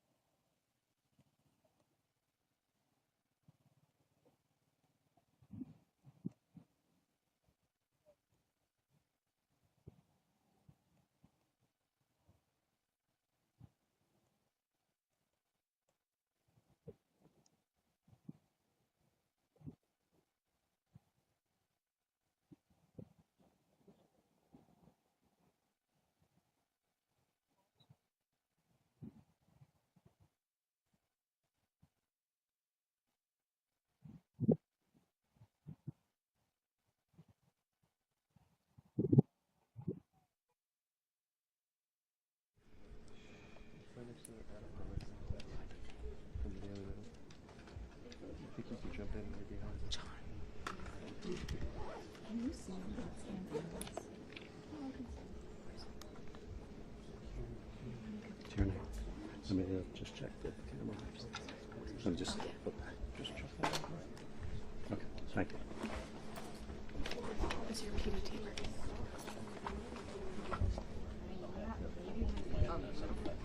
You want to be on camera? Yeah, because his camera's blocking. Yeah, I don't understand why it wasn't set up opposite. Do we have any kind of warning?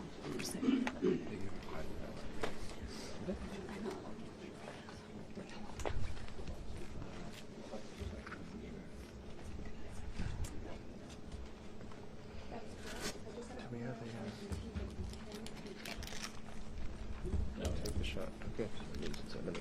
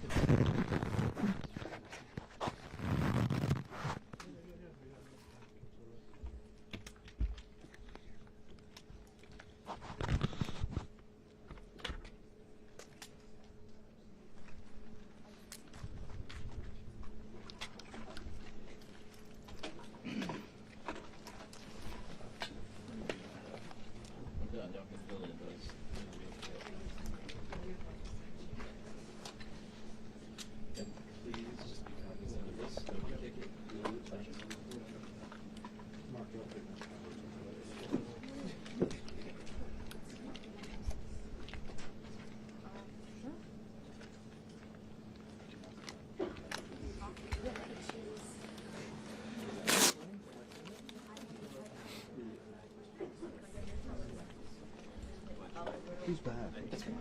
No one said that. Okay. I think we're probably or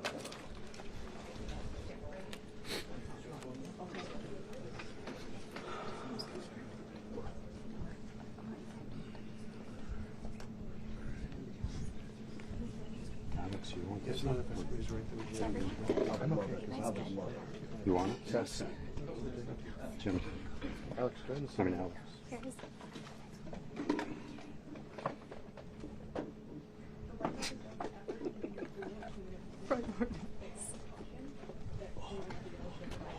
We should start doing yoga at the library.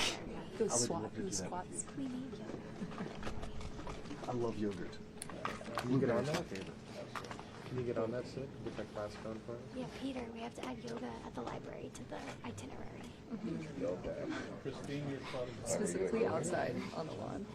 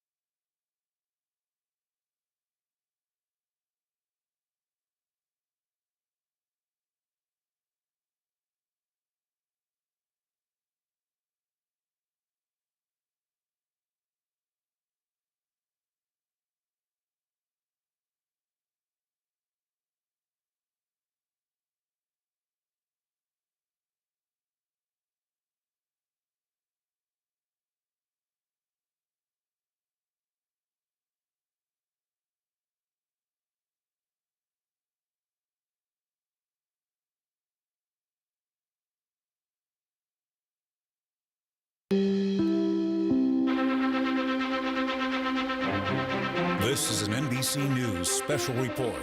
Here's Tom Llamas. And good morning. We are coming on the air right now with breaking news. President Trump is set to speak at any moment now about today's large-scale U.S. strike against Venezuela. It's been about 9 hours since multiple explosions rattled Venezuela's capital of Caracas. Since then, President Trump said the U.S. captured that country's leader, Nicolás Maduro, along with his wife, with both of them flown out of the country. And the Trump administration officials saying they will face criminal charges here in the U.S. It comes after months of pressure on Venezuela, including a huge military presence that's been building in the Caribbean. The interception of 2 Venezuelan oil tankers, you'll remember, and strikes, multiple of them, that have killed dozens of people on boats accused of drug running. The president also saying today that in the final days before this strike, Maduro wanted to negotiate, but he, President Trump, was done negotiating. At any moment at Mar-a-Lago, we're expecting the president to walk out and to take the podium. We will carry those remarks live. For now, as we wait, I want to go to our senior national security correspondent, Courtney Cuby, to walk us through the attack and the eventual capture of Nicolás Maduro. Courtney, this attack happened under the darkness of night. We understand this was supposed to take place a few days beforehand, but because of weather, they decided to delay it day by day, and then they decided to strike early this morning. Walk our viewers through what happened.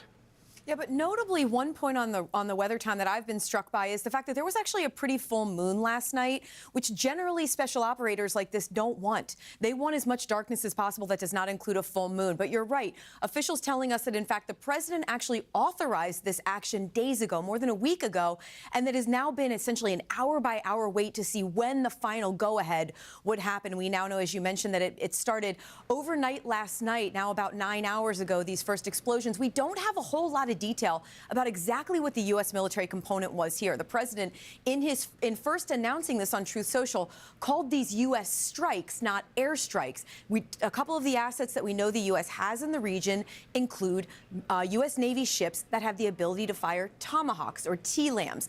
Those are missiles that can fire and strike in a very precise location and give the military standoff capability. Essentially, that means that they can fire them from far enough back that those that are doing the firing, the ship itself, is not necessarily in danger should wherever they're trying to strike try to counter-strike against them. But the social media videos that we have been seeing do appear to show U.S. military helicopters. It looks like U.S. Chinooks. Those are generally people movers. It wouldn't surprise me, Tom, if we learned that President Maduro and his wife were put on those, or some of the U.S. officials who went in for that ground operation went in on those Chinooks. We also know that the 160th Special Operations Unit, that is of course, you may have heard of them, the Night Stalkers. They were involved in the raid that took out Osama bin Laden in 2011.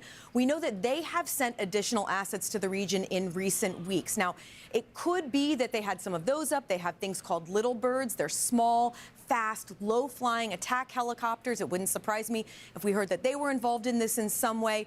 And then we are also seeing indications that there may have been U.S. Ospreys up. It wouldn't surprise me, again, if those were also used to carry Nicolás Maduro and his wife out of the country and potentially to bring U.S. troops in. But one of the biggest questions that we have, we're hoping we get some fidelity from President Trump and others at this news conference in only moments, is exactly what authorities were used here. So in other words, who was the lead on this operation? If, in fact, the justification, the legal justification, was to go in and take out Nicolás Maduro because of the indictment against him for narco-trafficking and other alleged offenses, then was the U.S. military used for that? And if so, under what authorities? Again, Tom, the other thing that is we're really hoping we get some answers on is the U.S. military in this took strikes on a sovereign nation's military. These were Venezuelan military locations that were targeted in some of the video that you see here. What were the authorities under which the U.S. took those strikes? Senator Mike Lee tweeting that Marco Rubio explained to him that the justification for that was to protect the U.S. officials who were going in on the ground, to make sure, essentially like a shaping operation, make sure that they made it as safe as possible for those U.S. officials to go in and take Maduro out. But what was the actual legal authority of those? Those are the kinds of questions that we hope to get to President Trump and officials this morning, Tom. And then, Courtney, as we get those granular details and as they come in, we may or may not know them, we have to also talk about sort of the intelligence of all of this, right? Because within hours of striking Venezuela, they had the leader of that country and his his wife in custody, being brought to the USS Iwo Jima, which was there in the waters off of Venezuela. That's incredibly fast. Usually, sometimes in these situations, these heads of state, they have safe houses that they run to, that they hide to. This all happened very fast. Yeah, it really opens up the question about how the U.S. had such great intelligence. And I think one of the questions, or several of the questions that will be posed to President Trump this morning and to his officials is, were there conversations that were ongoing with Nicolas Maduro himself, with those in his inner circle that helped the U.S. pinpoint exactly where he was going to be at that exact time? And what was it U.S. intelligence? Was it U.S. military intelligence? Was it a combination? How did this all come together? All right, Courtney, stand by for us. I do want to go back to Peter Alexander, because the big question now, and there are many of them, but the big question right now is who is in charge of Venezuela, right? The Trump administration has been accusing Venezuela of being a narco state, of Maduro being a puppet for the cartels, essentially being a meeting point for the cartels to ship out cocaine around the world and to the United States. Right now, it stands to reason to think the vice president, Delcy Rodriguez, who has been a student of Hugo Chavez first and then of Maduro, would be in charge. But, Peter, right now it's unclear.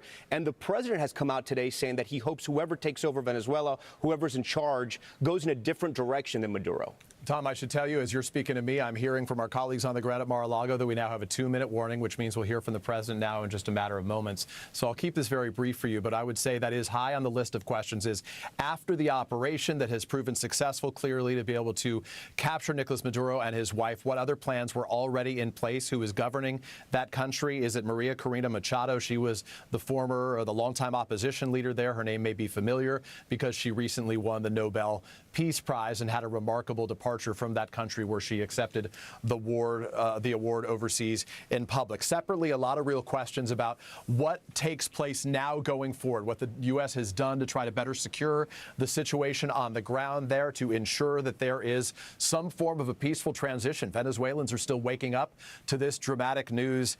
And then finally, and separate from this, I think there are going to be a lot of broad questions about the TikTok, exactly how all this came to be this morning, and about the president's sort of policies around the world right now. The president who came to power with a desire, he said, to end wars has now initiated strikes in many countries: Iran, Iraq, Syria, Yemen, Nigeria, Somalia, now Venezuela as well, in addition to the Pacific and the Caribbean. All the questions top of mind for me as I await the president's remarks moments from now.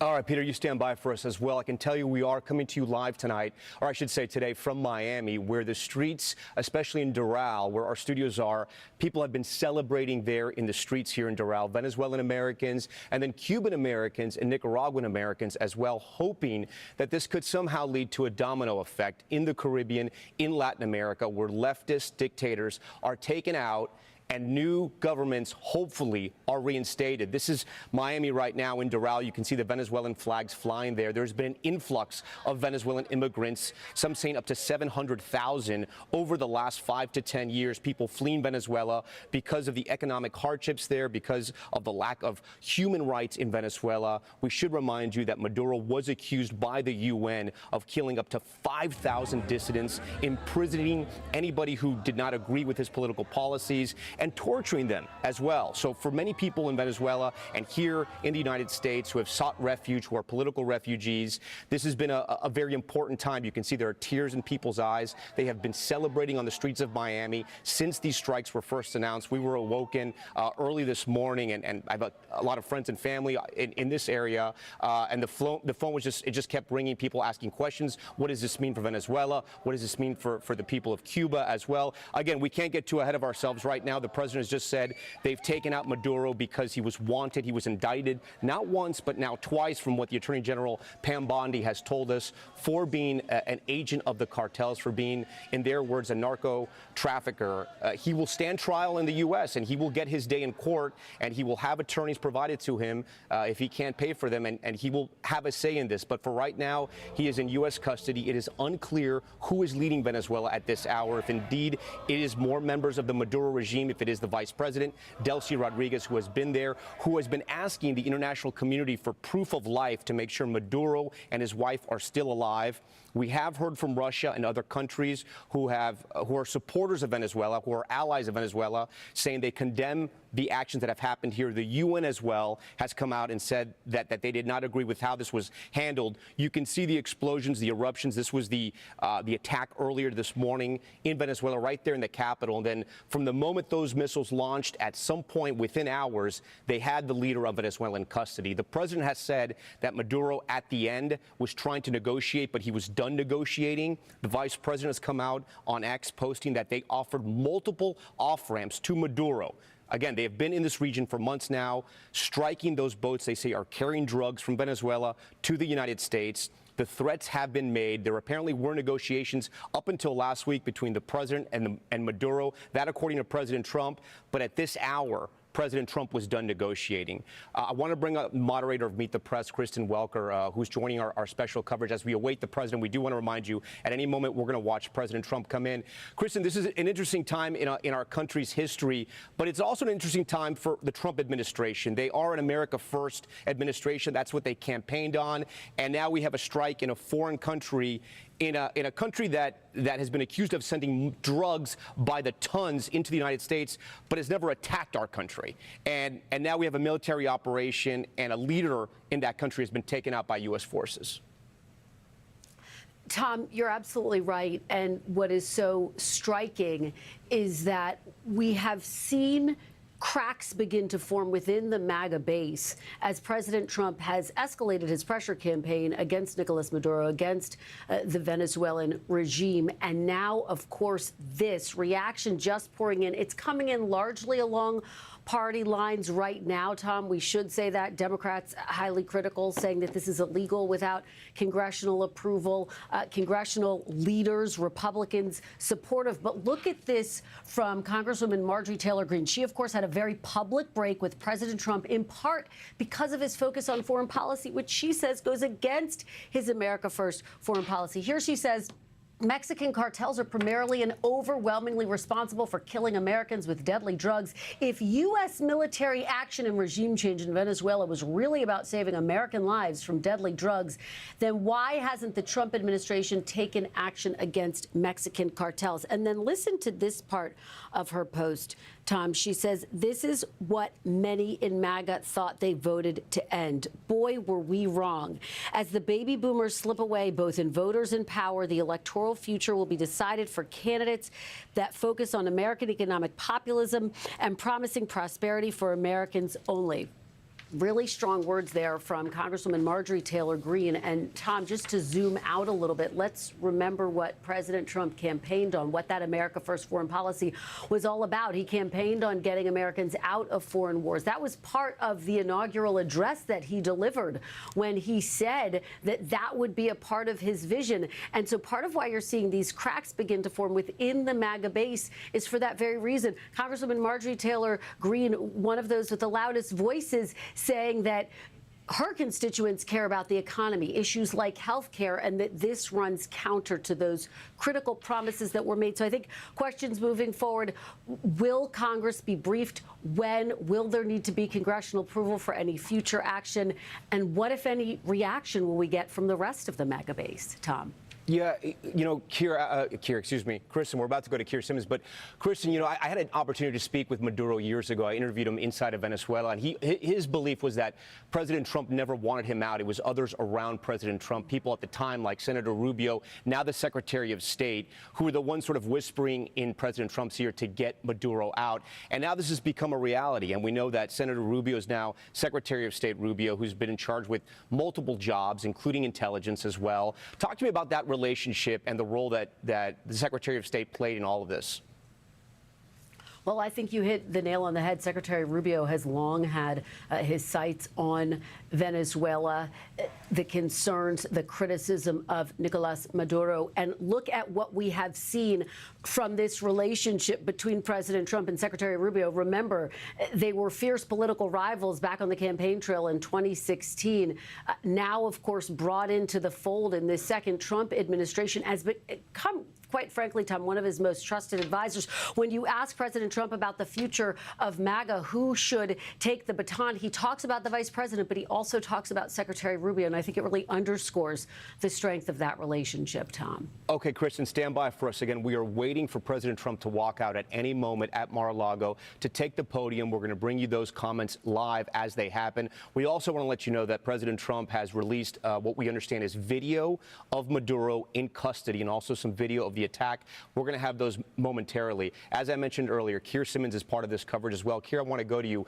At the time that the United States has just taken out the leader of Venezuela, they've been trying to negotiate peace between Russia and Ukraine. This incredibly complicates both those negotiations and also it leaves sort of, I don't know what it is. I don't know if it's a vacuum, but there are questions about who is in charge in Venezuela right now and what role does the U.S. play in that?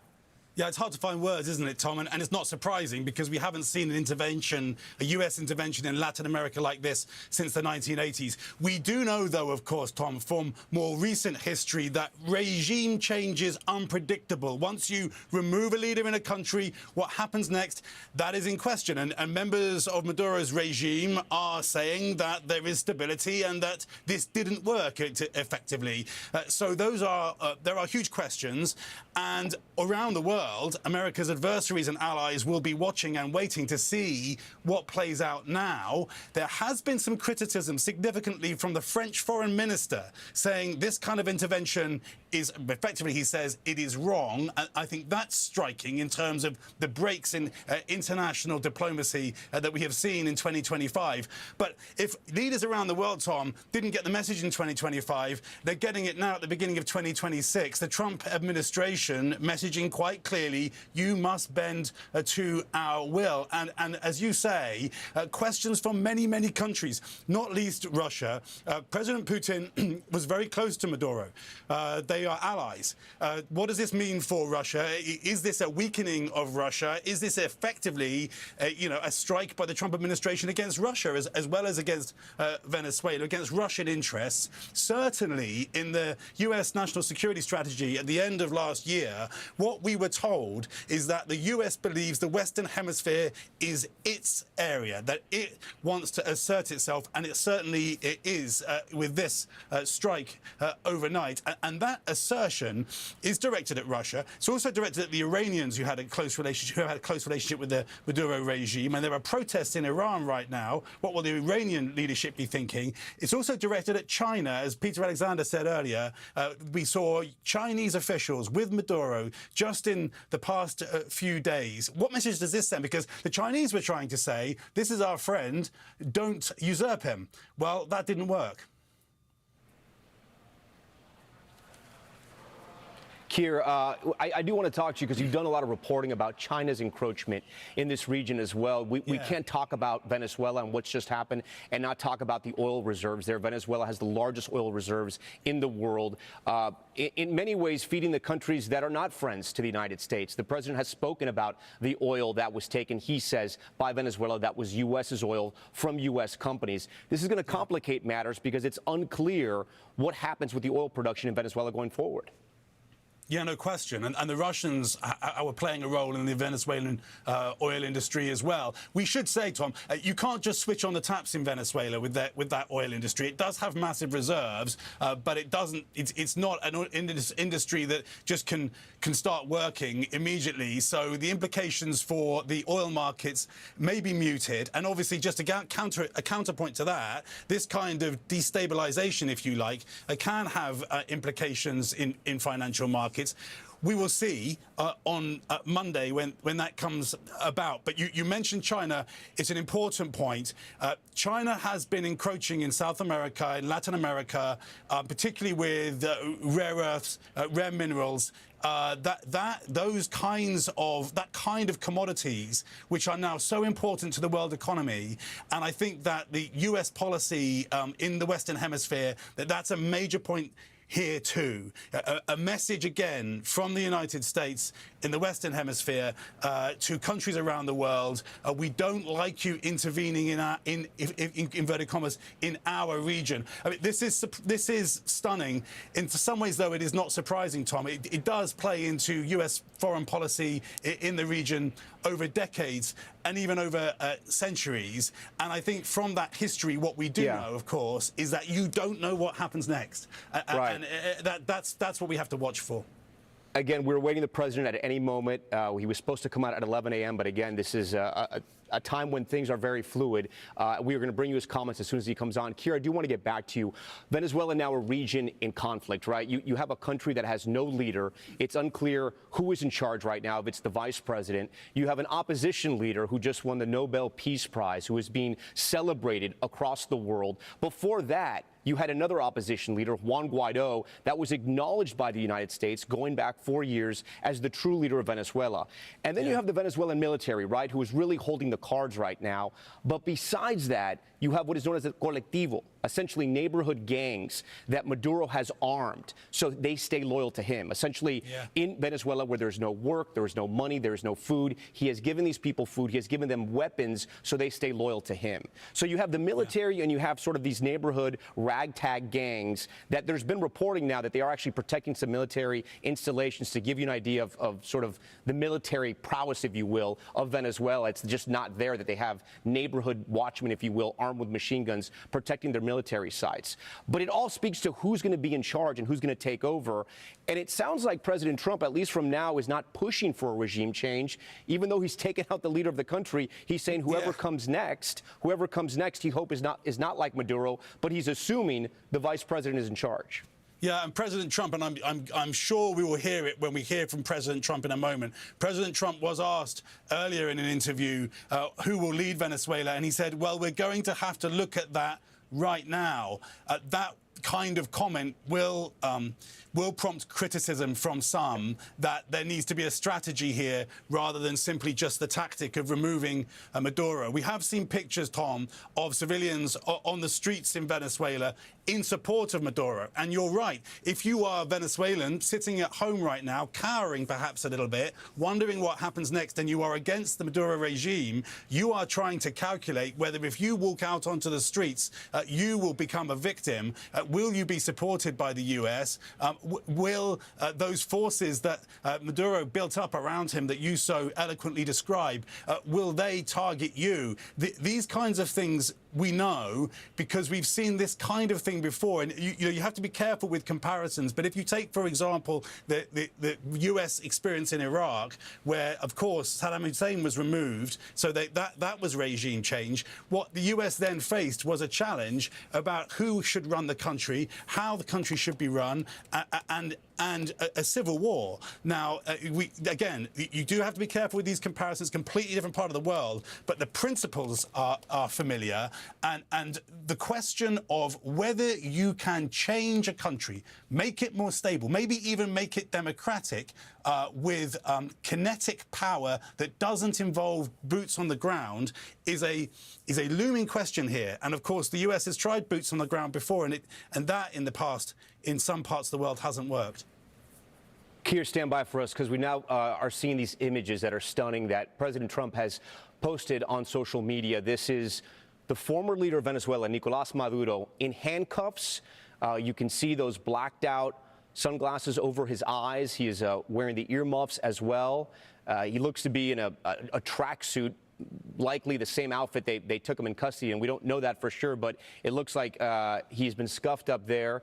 You can see his hands there, given a bottle of water. This is the first image we've seen of the former leader of Venezuela, now in U.S. custody aboard what we believe is the USS Iwo Jima. Again, the president putting out this photo. He will stand trial, it appears, in New York. He was indicted in both the Southern District of Florida and in New York for charges stemming of drug trafficking, being a narco-terrorist, colluding with the cartels, allowing his country to be a meeting point, to be in a shipping point for they said millions of tons. I don't know if that exact figure is correct, of cocaine coming out of Venezuela to the United States and around the world. His wife also taken into custody. And if you're wondering why his wife was also taken into custody, she has held many roles in Venezuela in the political hierarchy, once as Attorney General, once as the leader of parliament. Some have said she's as popular as her husband, Nicolás Maduro. So both of them have been taken into custody. Of course, Maduro rising to power after Hugo Chavez was dying of cancer. He was in his third term, 2 of his elections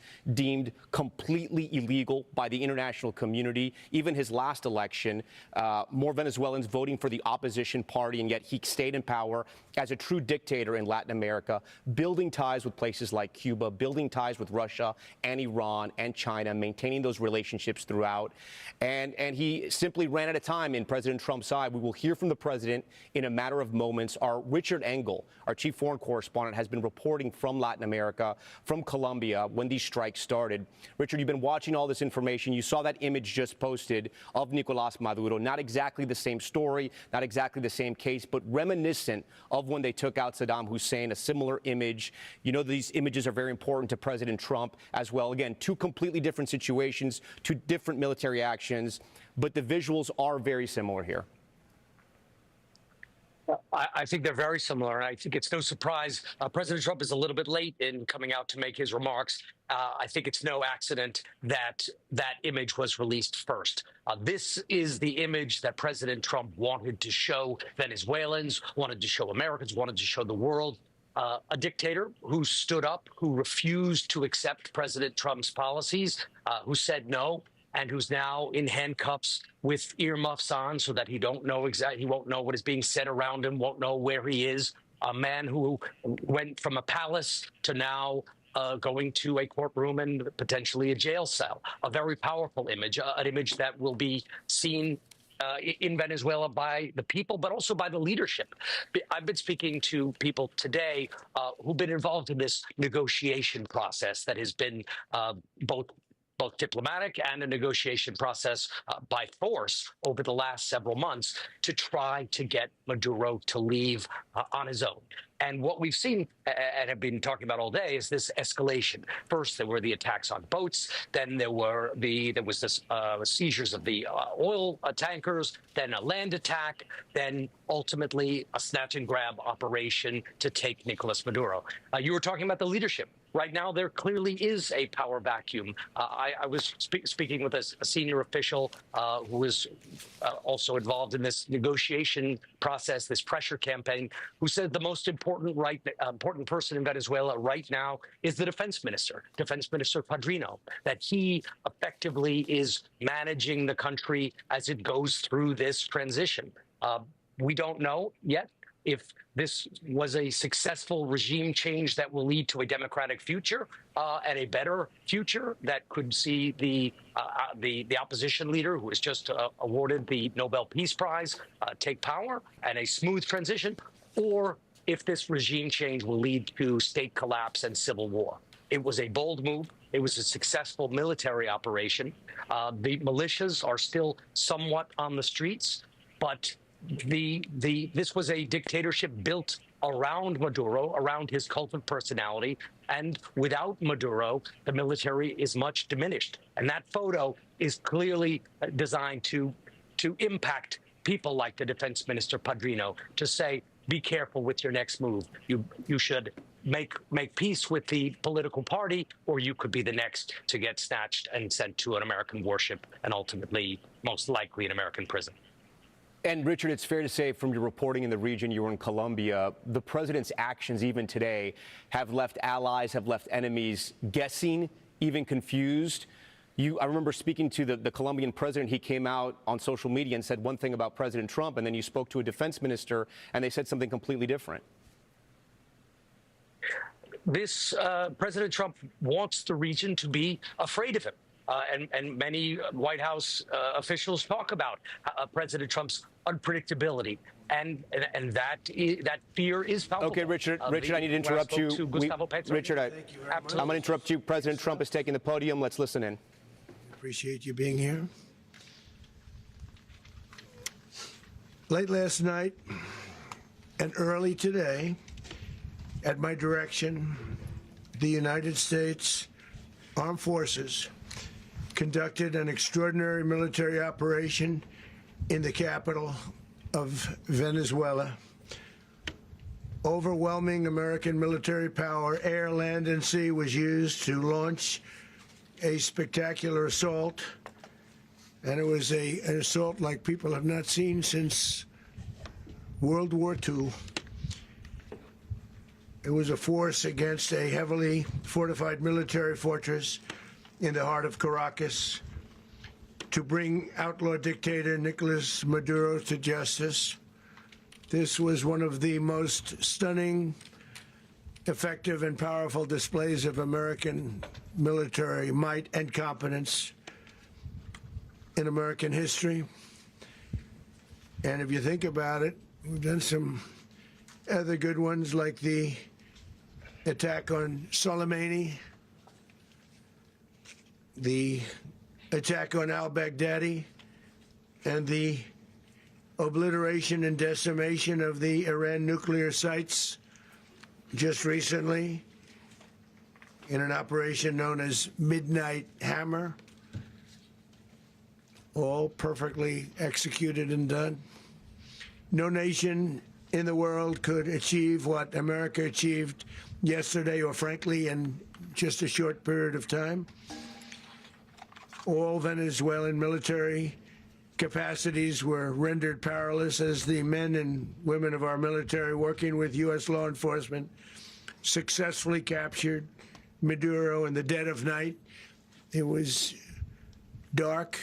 The lights of Caracas were largely turned off due to a certain expertise that we have. It was dark, and it was deadly. But captured along with his wife, Celia Flores, both of whom now face American justice. Maduro and Flores have been indicted in the Southern District of New York, it's Jay Clayton, for their campaign of deadly narco-terrorism against the United States and its citizens. I want to thank the men and women of our military who achieved such an extraordinary success overnight with breathtaking speed, power, precision, and competence. You rarely see anything like it. You've seen some raids in this country that didn't go so well. They were an embarrassment. If you look back to Afghanistan, or if you look back to the Jimmy Carter days, they were different days. We're a respected country again, like never before. These highly trained warriors, operating in collaboration with U.S. law enforcement, caught them in a very ready position. They were waiting for us. They knew we had many ships out in the sea. We're just sort of waiting. They knew we were coming. So they were in a ready, what's called a ready position. But they were completely overwhelmed and very quickly incapacitated. If you would have seen what I saw last night, you would have been very impressed. I'm not sure that you'll ever get to see it, but it was an incredible thing to see. Not a single American service member was killed, and not a single piece of American equipment was lost. We had many helicopters, many planes, many people involved in that fight. But think of that, not one piece of military equipment was lost, not one service member was, more importantly, killed. The United States military is the strongest and most fearsome military on the planet by far, with capabilities and skills our enemies can scarcely begin to imagine. We have the best equipment anywhere in the world. There's no equipment like what we have, and you see that even if you just look at the boats. You know, we've knocked out 97% of the drugs coming in by sea. 90%. Each boat kills on average 25,000 people. We knocked out 97%. And those drugs mostly come from a place called Venezuela. We're going to run the country until such time as we can do a safe, proper, and judicious transition. So we don't want to be involved with having somebody else get in, and we have the same situation that we had for the last long period of years. So we are going to run the country until such time as we can do a safe, proper, and judicious transition. And it has to be judicious because that's what we're all about. We want peace, liberty, and justice for the great people of Venezuela, and that includes many from Venezuela that are now living in the United States and want to go back to their country. It's their homeland. We can't take a chance that somebody else takes over Venezuela that doesn't have the good of the Venezuelan people in mind. We've had decades of that. We're not going to let that happen. We're there now, and what people don't understand, but they understand as I say this, we're there now, but we're going to stay until such time as the proper transition can take place. So we're going to stay until such time as we're going to run it, essentially, until such time as a proper transition can take place. As everyone knows, the oil business in Venezuela has been a bust, a total bust, for a long period of time. They were pumping almost nothing by comparison to what they could have been pumping and what could have taken place. We're going to have our very large United States oil companies, the biggest anywhere in the world, go in, spend billions of dollars, fix the badly broken infrastructure, the oil infrastructure, and start making money for the country. And we are ready to stage a second and much larger attack if we need to do so. So we were prepared to do a second wave if we needed to do so. We actually assumed that a second wave would be necessary, but now it's probably not. The first wave, if you'd like to call it that, the first attack was so successful, we probably don't have to do a second, but we're prepared to do a second wave, a much bigger wave, actually. This was pinpoint, but we have a much bigger wave that probably won't have to do. This partnership of Venezuela with the United States of America, a country that everybody wants to be involved with because of what we were able to do and accomplish, will make the people of Venezuela rich, independent, and safe. And it will also make the many, many people from Venezuela that are living in the United States extremely happy. They suffered. They suffered.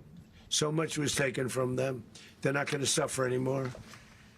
The illegitimate dictator Maduro was the kingpin of a vast criminal network responsible for trafficking colossal amounts of deadly and illicit drugs into the United States. As alleged in the indictment, he personally oversaw the vicious cartel known as Cartel de las Solas, which flooded our nation with lethal poison, responsible for the deaths of countless Americans, the many, many Americans, hundreds of thousands over the years of Americans died because of him. Maduro and his wife will soon face the full might of American justice and stand trial on American soil. Right now, they're on a ship they'll be heading to, ultimately, New York. And then a decision will be made, I assume, between New York and Miami or Florida.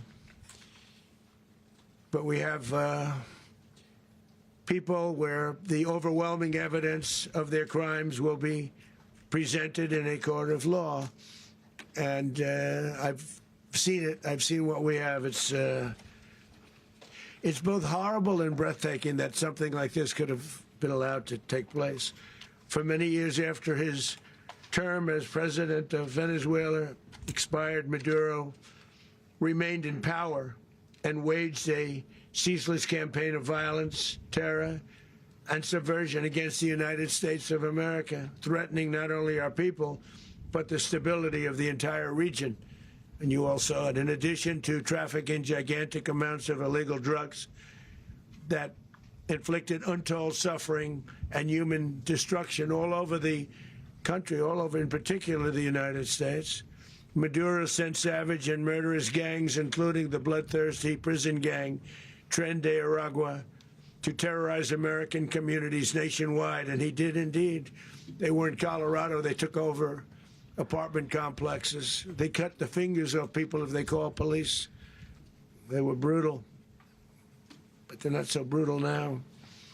And I just have to congratulate our military, Pete and everybody, and our National Guard, because the job that they've done, whether it's in Washington, D.C., where we have a totally safe city, where it was one of the most unsafe cities anywhere in the world, frankly, and now we have no crime in Washington, D.C. We haven't had a killing. We had the terrorist attack a few weeks ago. A little bit of a different kind of a threat, but we haven't had a killing in a long period of time, 6-7 months. We used to have two, on average, 2 a week in Washington, our capital. We don't have that anymore. The restaurants are opening. Everyone's happy. They're going, they're walking their daughters, they're walking their children, their wives. They walk to restaurants. Restaurants are opening all over Washington, D.C. So I want to thank the National Guard. I want to thank our military. And I want to thank law enforcement. Been amazing. And they should do it with more cities. We're doing it, as you know, and we're doing it in Memphis, Tennessee right now, and crime is down. We've just sort of started a few weeks ago, but crime is down now 77%. And the governor of Louisiana called, great person, and he wanted us to help him, as you know, in a certain very nice part of Louisiana. And we have done that. It was a rough section, and we have crime down. I understand it's down to almost nothing already after 2.5 weeks. New Orleans, it's down to almost nothing, and we've only been there for 2.5 weeks. Can't imagine why governors wouldn't want us to help. We also helped, as you know, in Chicago, and crime went down a little bit there. We did a very small help because we had no working ability with the governor. The governor was a disaster, and the mayor was a disaster, but it knocked down crime. But we're pulling out of there when they need us. We'll know. You'll know. You'll be writing about it. And likewise, Los Angeles, where we saved Los Angeles early on, where the head of the police department made a statement that if the federal government didn't come in, we would have lost Los Angeles. That's long after the fires. That's when they had the riots in Los Angeles. We did a great job. Got no credit for it whatsoever, but that's okay. It doesn't matter. We don't need the credit. But we'll be pulling out when they need us. They'll call, or we'll go back if we have to. We'll go back. But we did a great job in various cities. But the place that we're very proud of is Washington, D.C., because it's our nation's capital. We took it from being a crime-ridden mess to being one of the safest cities in the country. But the gangs that they sent raped, tortured, and murdered American women and children. They were in all of the cities I mentioned, Tren de Aragua, and they were sent by Maduro to terrorize our people, and now Maduro will never again be able to threaten an American citizen or anybody from Venezuela. There will no longer be threats. For years, I've highlighted the stories of those innocent Americans whose lives were so heartlessly robbed by this Venezuelan terrorist organization. Really one of the worst. One of the worst. They say the worst. Americans like 12-year-old Jocelyn Nungari from Houston. Beautiful Jocelyn Nungari, what happened to her? They, as you know, they kidnapped, assaulted, and murdered by Tren de Aragua animals. They murdered Jocelyn and left her dead under the bridge. There was a bridge that will never be the same to so many people after seeing what happened.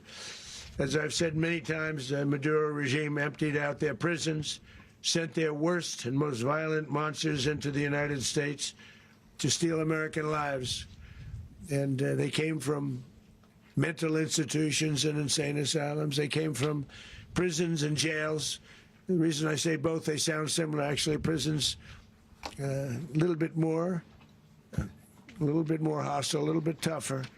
A mental institution isn't as tough as an insane asylum, but we got them both. They sent from their mental institutions. They sent from their jails, prisons. They were drug dealers. They were drug kingpins. They sent everybody bad into the United States. But no longer. And we have now a border where nobody gets through.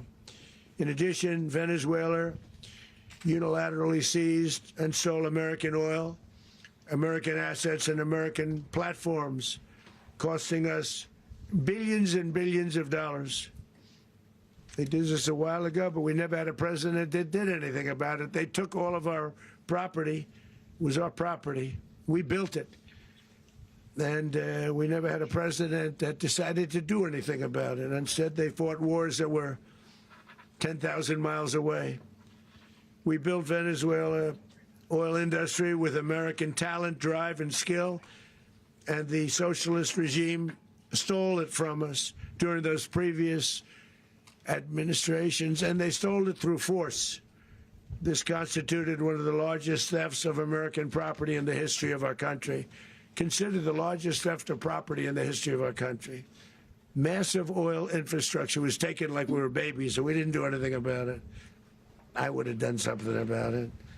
America will never allow foreign powers to rob our people or drive us back into and out of our own hemisphere. That's what they did.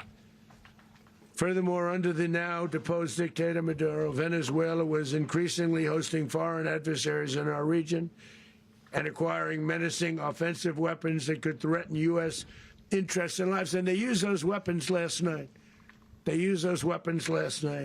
Potentially in league with the cartels operating along our border.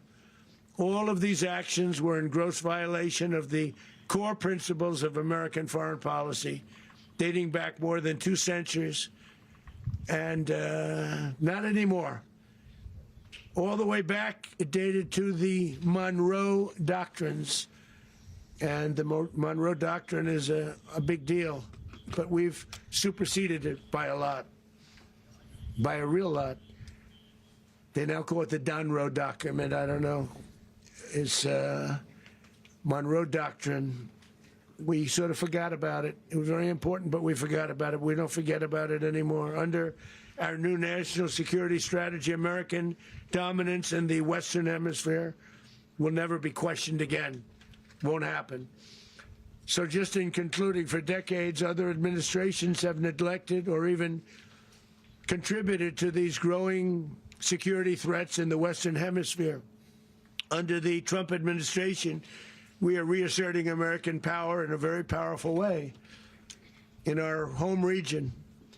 And our home region is very different than it was just a short while ago. The future will be, and we did this in my first term.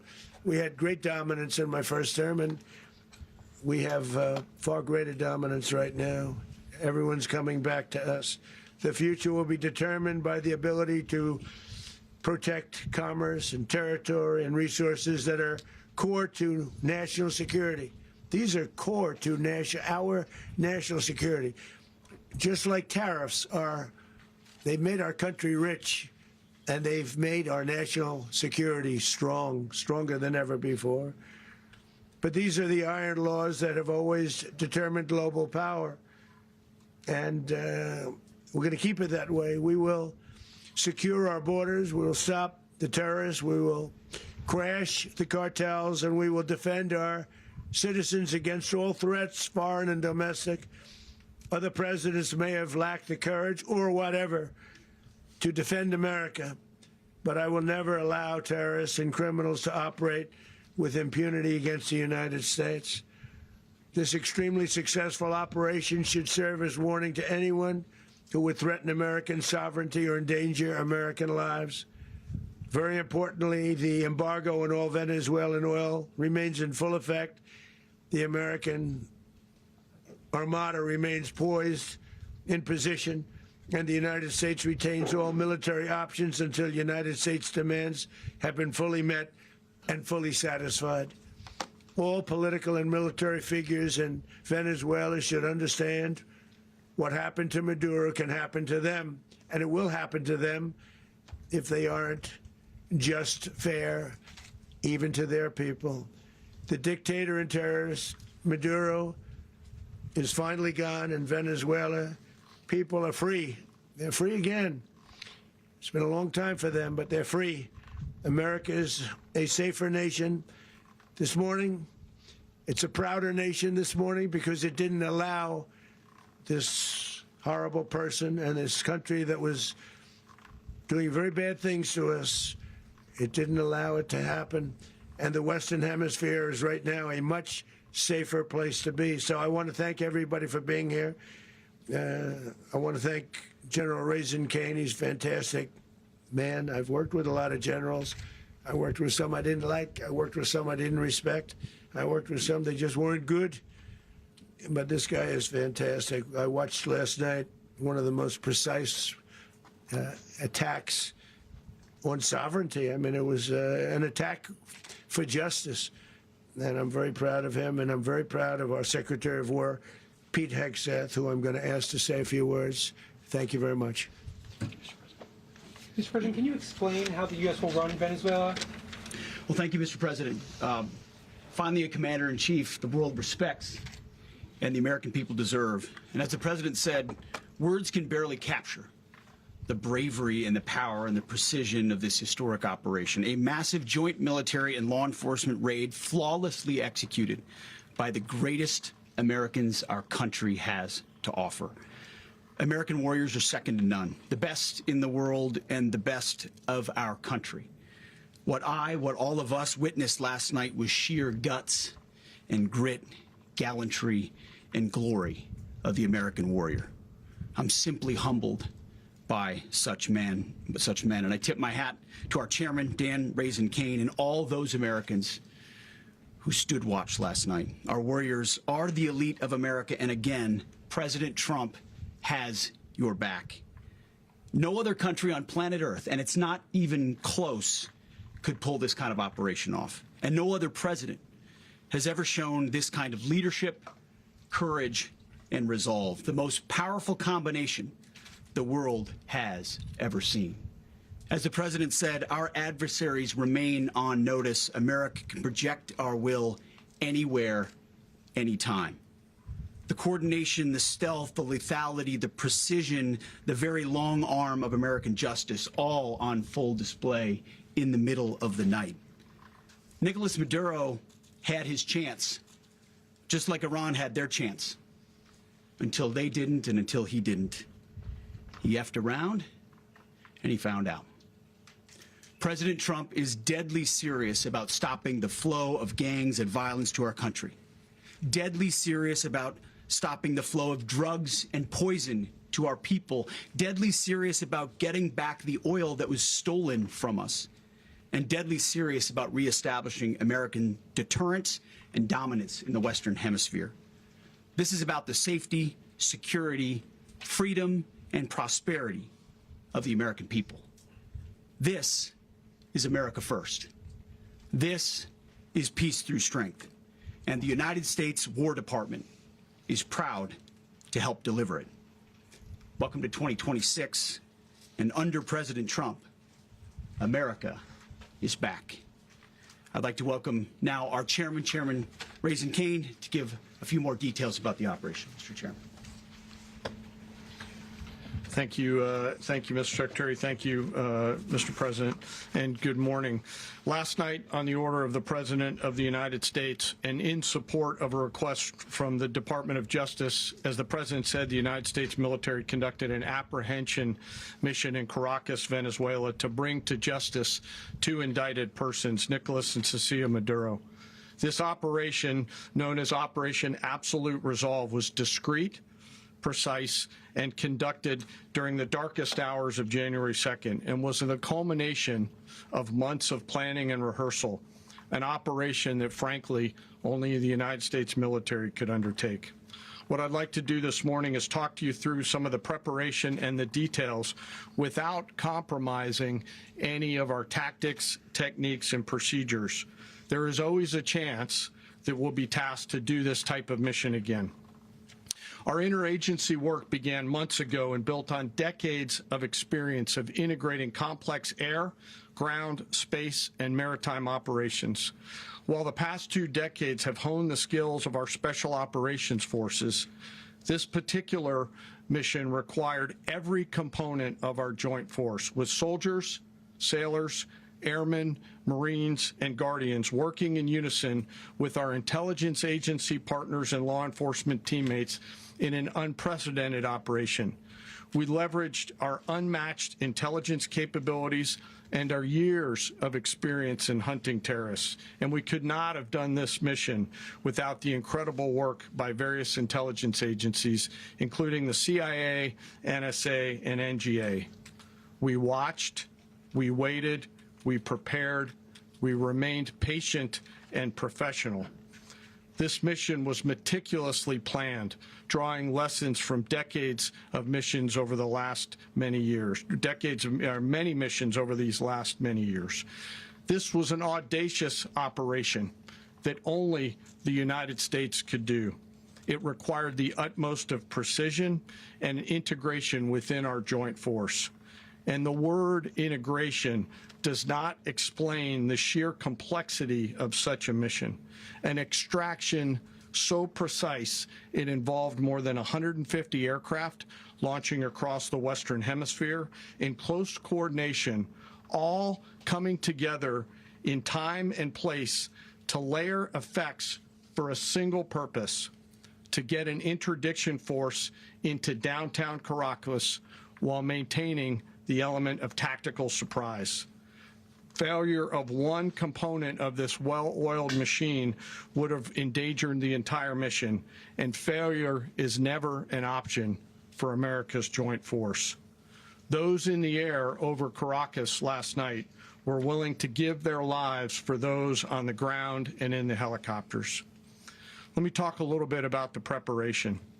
After months of work by our intelligence teammates to find Maduro and understand how he moved, where he lived, where he traveled, what he ate, what he wore, what were his pets, in early December, our force was set pending a series of aligned events. Key was choosing the right day to minimize the potential for civilian harm and maximize the element of surprise, and minimize the harm to the indicted personnel, so as the president said, they could be brought to justice. And as the president said earlier today, weather in Venezuela is always a factor this time of the year.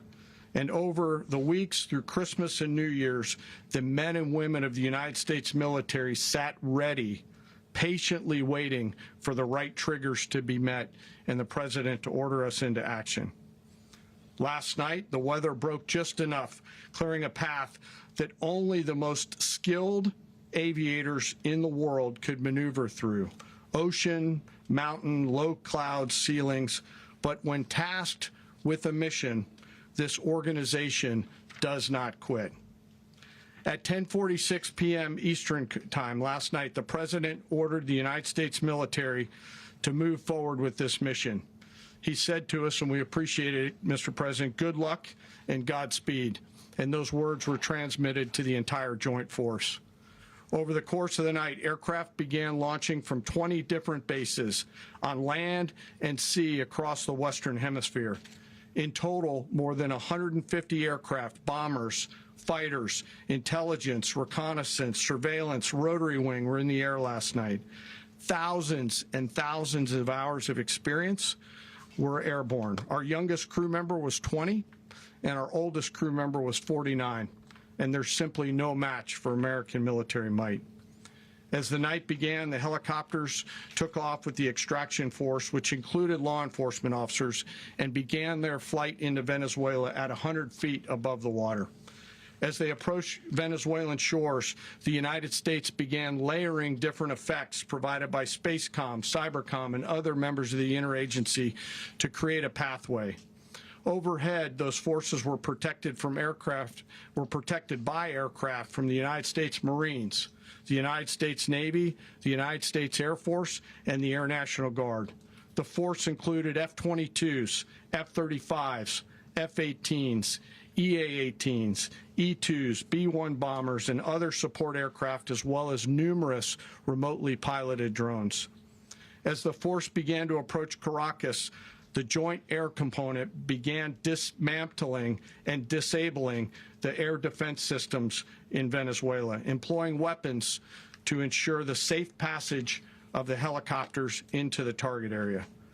The goal of our air component is, was, and always will be to protect the helicopters and the ground force and get them to the target and get them home. As the force crossed the last point of high terrain where they'd been hiding in the clutter, we assessed that we had maintained totally the element of surprise. As the helicopter force ingressed towards the objective at low level, we arrived at Maduro's compound at 1:01 a.m. Eastern Standard Time, or 2:01 a.m. Caracas local time, and the apprehension force descended into Maduro's compound and moved with speed, precision, and discipline towards their objective, and isolated the area to ensure the safety and security of the ground force while apprehending the indicted persons. On arrival into the target area, the helicopters came under fire, and they replied with that fire with overwhelming force in self-defense. One of our aircraft was hit, but remained flyable, and as the President said earlier today, all of our aircraft came home, and that aircraft remained flyable during the rest of the mission.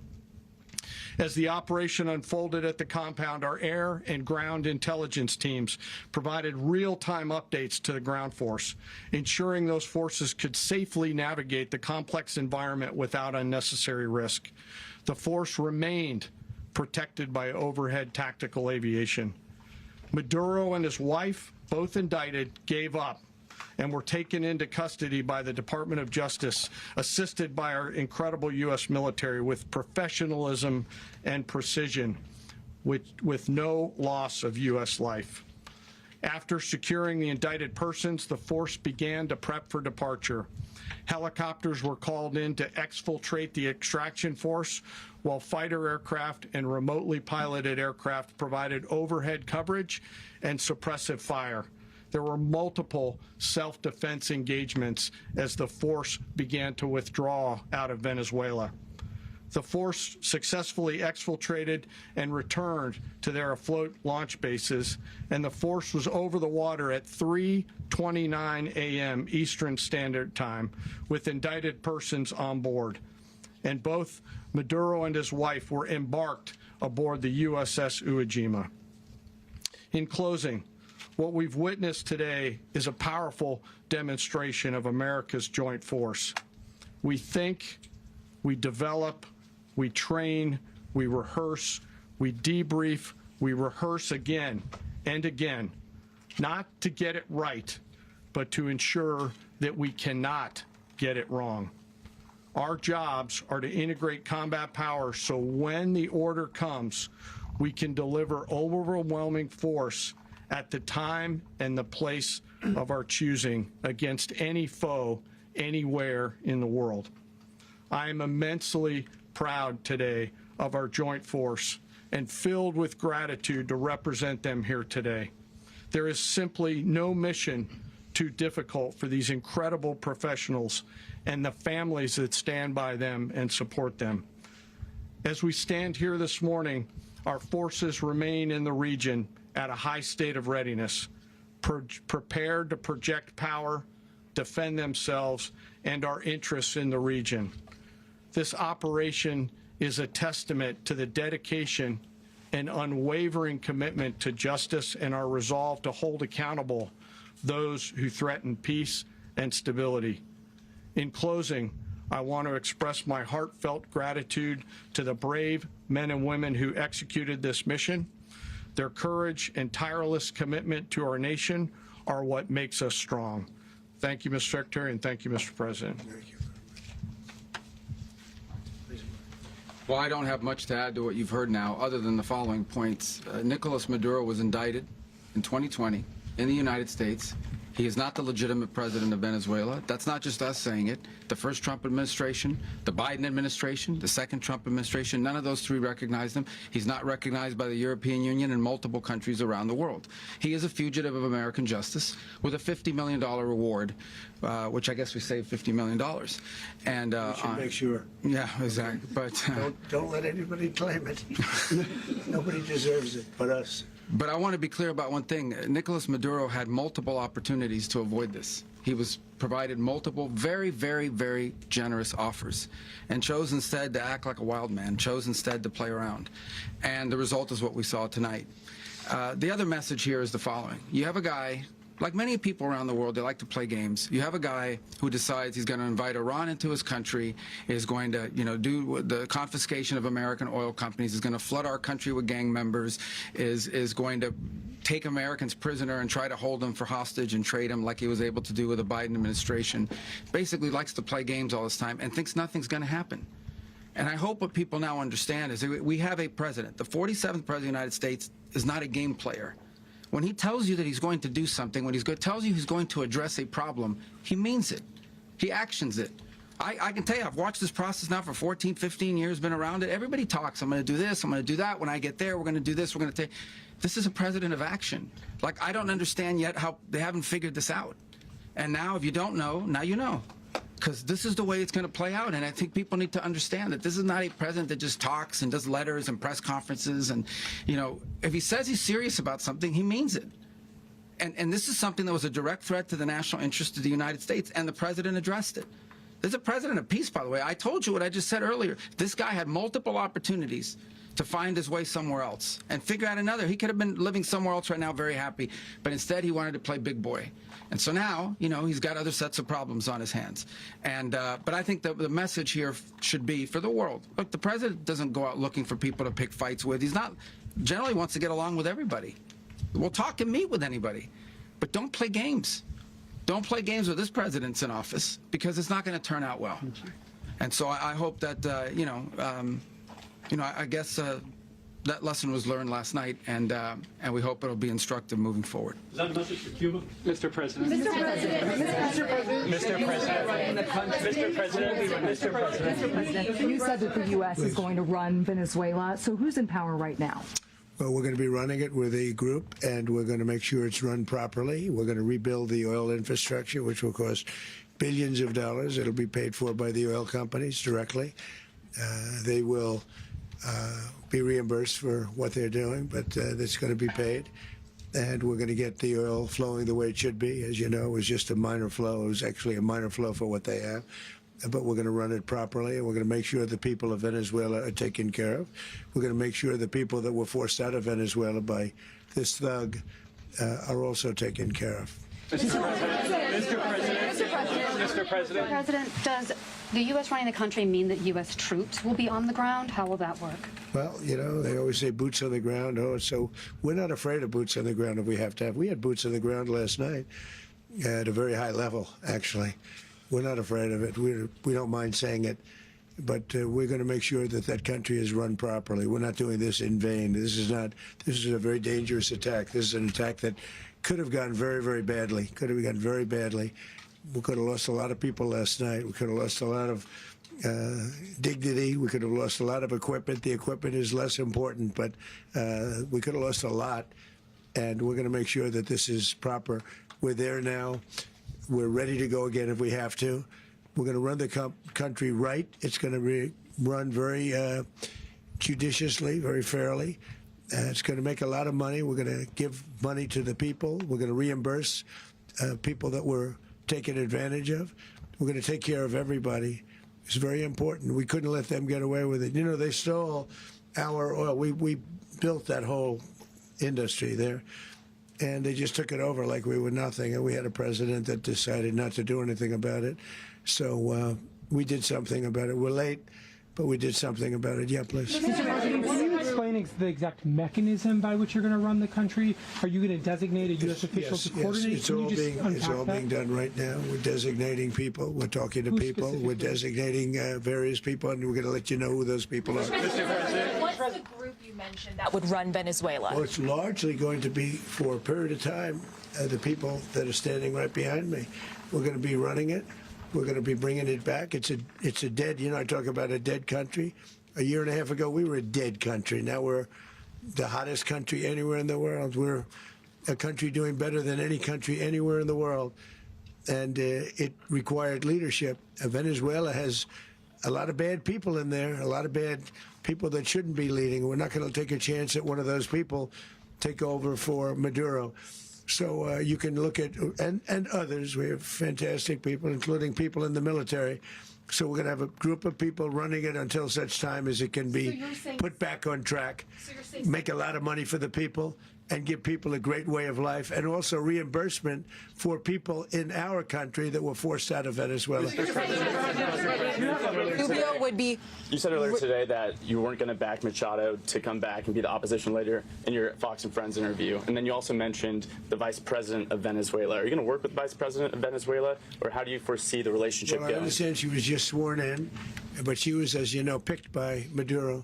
So Marco's working on that directly. He's just had a conversation with her, and she's essentially willing to do what we think is necessary to make Venezuela great again. Very simple. Mr. President, Colombian President Gustavo Petro, a couple weeks ago, you said he's got to watch his ass.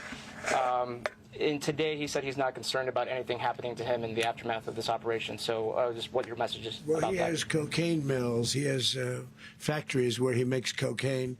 And, yeah, I think I stick by my first statement. He's making cocaine. They're sending it into the United States. So he does have to watch his ass. Mr. President, did you notify any members of Congress in advance? Marco, do you want to talk about that? Because you were involved in it. Sure. We called members of Congress immediately after. This was not the kind of mission that you can do congressional notification on. It was a trigger-based mission in which conditions had to be met night after night. We watched and monitored that for a number of days. So it's just simply not the kind of mission you can call people and say, hey, we may do this at some point in the next 15 days.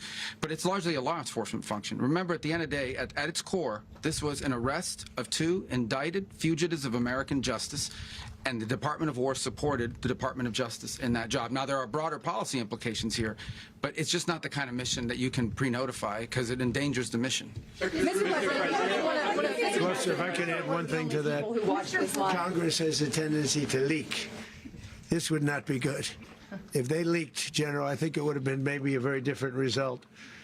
But I have to say, they knew we were coming at some point, We had a lot of ships out there. They sort of knew we were coming. We weren't there. But Congress will leak, and we don't want leakers. Mr. President, you were one of the only people to watch this all play out live. What was Maduro doing when the U.S. forces entered what I assume would be his home? And also, was there any point where the U.S. was considering if Maduro pushed back or resisted killing Maduro? It could have happened. It could have happened. He was trying to get into a safe place. The safe place is all steel. And he wasn't able to make it to the door because our guys were so fast. They went through the opposition so fast. And there was a lot of opposition. People were wondering, do we get them by surprise? Sort of surprised, but they were waiting for something. There was a lot of opposition. There was a lot of gunfire. You saw some of it today. But he was trying to get to a safe place, which wasn't safe because we would have had the door blown up in about 47 seconds, they say on average, regardless of how thick the steel was. It was a very thick door. It was a very heavy door, but he was unable to get to that door. He made it to the door. He was unable to close it. So where's Maduro? Go ahead, finish. Where is Maduro going to be in the time being right now? Do you know his exact whereabouts? Well, eventually, ultimately, in the near future, he's going to be brought to New York. And where is he going to be held? Where is he going to be held in New York? Do you know? That's going to be up to the officials that do these things. Mr. President, the U.S. has something of a mixed track record of ousting dictators without necessarily a plan for what comes afterwards. Did that weigh on your decision making? Well, that's when we had different presidents, but with me, that's not true. With me, we've had a perfect track record of winning. We win a lot, and we win. If you look at Soleimani, you look at al-Baghdadi, you look at the Midnight Hammer. Midnight Hammer was incredible. Right now, you wouldn't have peace in the Middle East. We have essentially peace in the Middle East because of that. If we weren't successful with Midnight Hammer, you wouldn't have peace in the Middle East. So, with me, you've had a lot of victory. You've had only victories. You've had no losses. Yeah. Mr. President, can you? How long do you expect the U.S. to run Venezuela, and how soon do you want the Venezuelan people to hold elections? So I'd like to do it quickly, but it takes a period of time. You know, we're rebuilding. We have to rebuild their whole infrastructure. The infrastructure is rotted. It's actually very dangerous. It's blow-up territory. Oil is very dangerous. It's a very dangerous thing to take out of the ground. It can kill a lot of people. It has killed a lot of people doing just that. The infrastructure is old. It's rotted. Much of it is stuff that we put there 25 years ago, and we're going to be replacing it. And we're going to take a lot of money out so that we can take care of the country. Are you saying that Secretary Rubio and Mr. President, China, Russia, and Iran have interests in Venezuela. How does this operation affect your relationships with them when it comes to the oil and drugs? In terms of China and Russia, Russia when we get things straightened out. But in terms of other countries that want oil, we're in the oil business. We're going to sell it to them. We're not going to say we're not going to get it. In other words, we'll be selling oil. Probably in much larger doses because they couldn't produce very much because their infrastructure was so bad. So we'll be selling large amounts of oil to other countries, many of whom are using it now, but I would say many more will come. Are you saying that, Mr. President, are you saying that? Mr. President, thank you. What is your message to the people of Venezuela today? Of course, the civilian population specifically, they have a lot of questions. What is your message to the people of Venezuela? That you're going to have peace, justice. You're going to have some of the riches that you should have had for a long period of time. It was stolen from you. But you're going to have peace and you're going to have safety. You're going to have justice. You're going to have a country. You're going to have a real country. You're going to have potentially a great country. You know, if you go back 20 years, maybe even a little longer ago, that was a great country. And they destroyed it. Remember I said that if we lose this election, the United States will be Venezuela on steroids. That's what would have happened. Had we lost the election, the 2024 election, we suffered so badly. When you look at the border from 2020, what they did, what Joe Biden administration did to our country should never be forgotten. But if we had to go through another year of that, we would be exactly where Venezuela was in terms of, I used to say, if they win, we're going to be Venezuela on steroids, and that's what would have happened. President, thank you. Are you saying that Secretary Hegseth and Rubio are going to be running Venezuela, and will you be sending in U.S. military troops to provide? They're going to be a team that's working with the people of Venezuela to make sure that we have Venezuela right. Because for us to just leave, who's going to take over? I mean, there is nobody to take over. You have a vice president who's been appointed by Maduro. And right now she's the vice president, and she's, I guess, the president. She was sworn as president just a little while ago. She had a long conversation with Marco, and she said, we'll do whatever you need. I think she was quite gracious, but she really doesn't have a choice. We're going to have this done right. We're not going to just do this with Maduro, then leave like everybody else, leave and say, let it go to hell. If we just left, it has zero chance of ever coming back. We'll run it properly. We'll run it professionally. We'll have the greatest oil companies in the world go in and invest billions and billions of dollars and take out money, use that money in Venezuela. And the biggest beneficiary are going to be the people of Venezuela. And also, I can't stress this strongly enough, the people that got thrown out of Venezuela that are now in the United States, and frankly, some want to stay and some probably want to go back. Yeah. So, Mr. President, what is being done to protect Americans in the country, and were any of the detained Americans Well, right now they're rescued very last protected night? because nobody's going to mess with us. They're very protected. The people of, and we let them know that you better not touch one of them. And are you concerned that bad elements of the Maduro regime will remain in place? Well, we know who they are. We're on them, and they're acting much differently now than they would have acted 2 days ago. And what can you say wait, about behind you, please. Mr. President, why is running a country in South America America first? Well, I think it is because we want to surround ourselves with good neighbors. We want to surround ourselves with stability. We want to surround ourselves with energy. We have tremendous energy in that country. It's very important that we protect it. We need that for ourselves. We need that for the world. And we want to make sure we can protect it. Yes, sir. Please, go ahead. Yeah, is there a message here for Cuba and Diaz-Canel? Well, Cuba's an interesting case. Cuba is, not doing very well right now. That system has not been a very good one for Cuba. The people there have suffered for many, many years. And I think Cuba is going to be something we'll end up talking about, because Cuba is a failing nation right now, very badly failing nation. And we want to help the people. It's very similar in the sense that we want to help the people in Cuba, but we want to also help the people that were forced out of Cuba and living in this country. Do you want to say something about that, Marco, please? Well, I mean, I just gave you a statement a few minutes ago about, when the president speaks, you should take him seriously. So suffice it to say, Cuba is a disaster. It's run by incompetent, senile men, and in some cases, not senile, but incompetent nonetheless. It has no economy. It's in total collapse. And by the way, they were, all of the guards that helped protect Maduro, this is well known, their whole spy agency, all that were full of Cubans. I mean, it's amazing. This poor island took over Venezuela in some cases. One of the biggest problems the Venezuelans have is they have to declare independence from Cuba. They tried to basically colonize it from a security standpoint. So, yeah, look, if I lived in Havana and I was in the government, I'd be concerned, at least a little bit. Are you cutting off the oil flow to Cuba from Venezuela? Well, the president already announced a week ago that anything that's sanctioned, it's sanctioned oil, it's not going to be allowed to get there. So that's an increase. We've just been listening to President Trump's news conference at Mar-a-Lago. That's going to conclude this portion of NBC News' special report. You can continue to watch our special coverage of the U.S. attack on Venezuela on our streaming network, NBC News Now, online at NBCNews.com, and a full wrap-up tonight on Nightly News. I'm Tom Llamas reporting today from Miami. We thank you for watching this special report.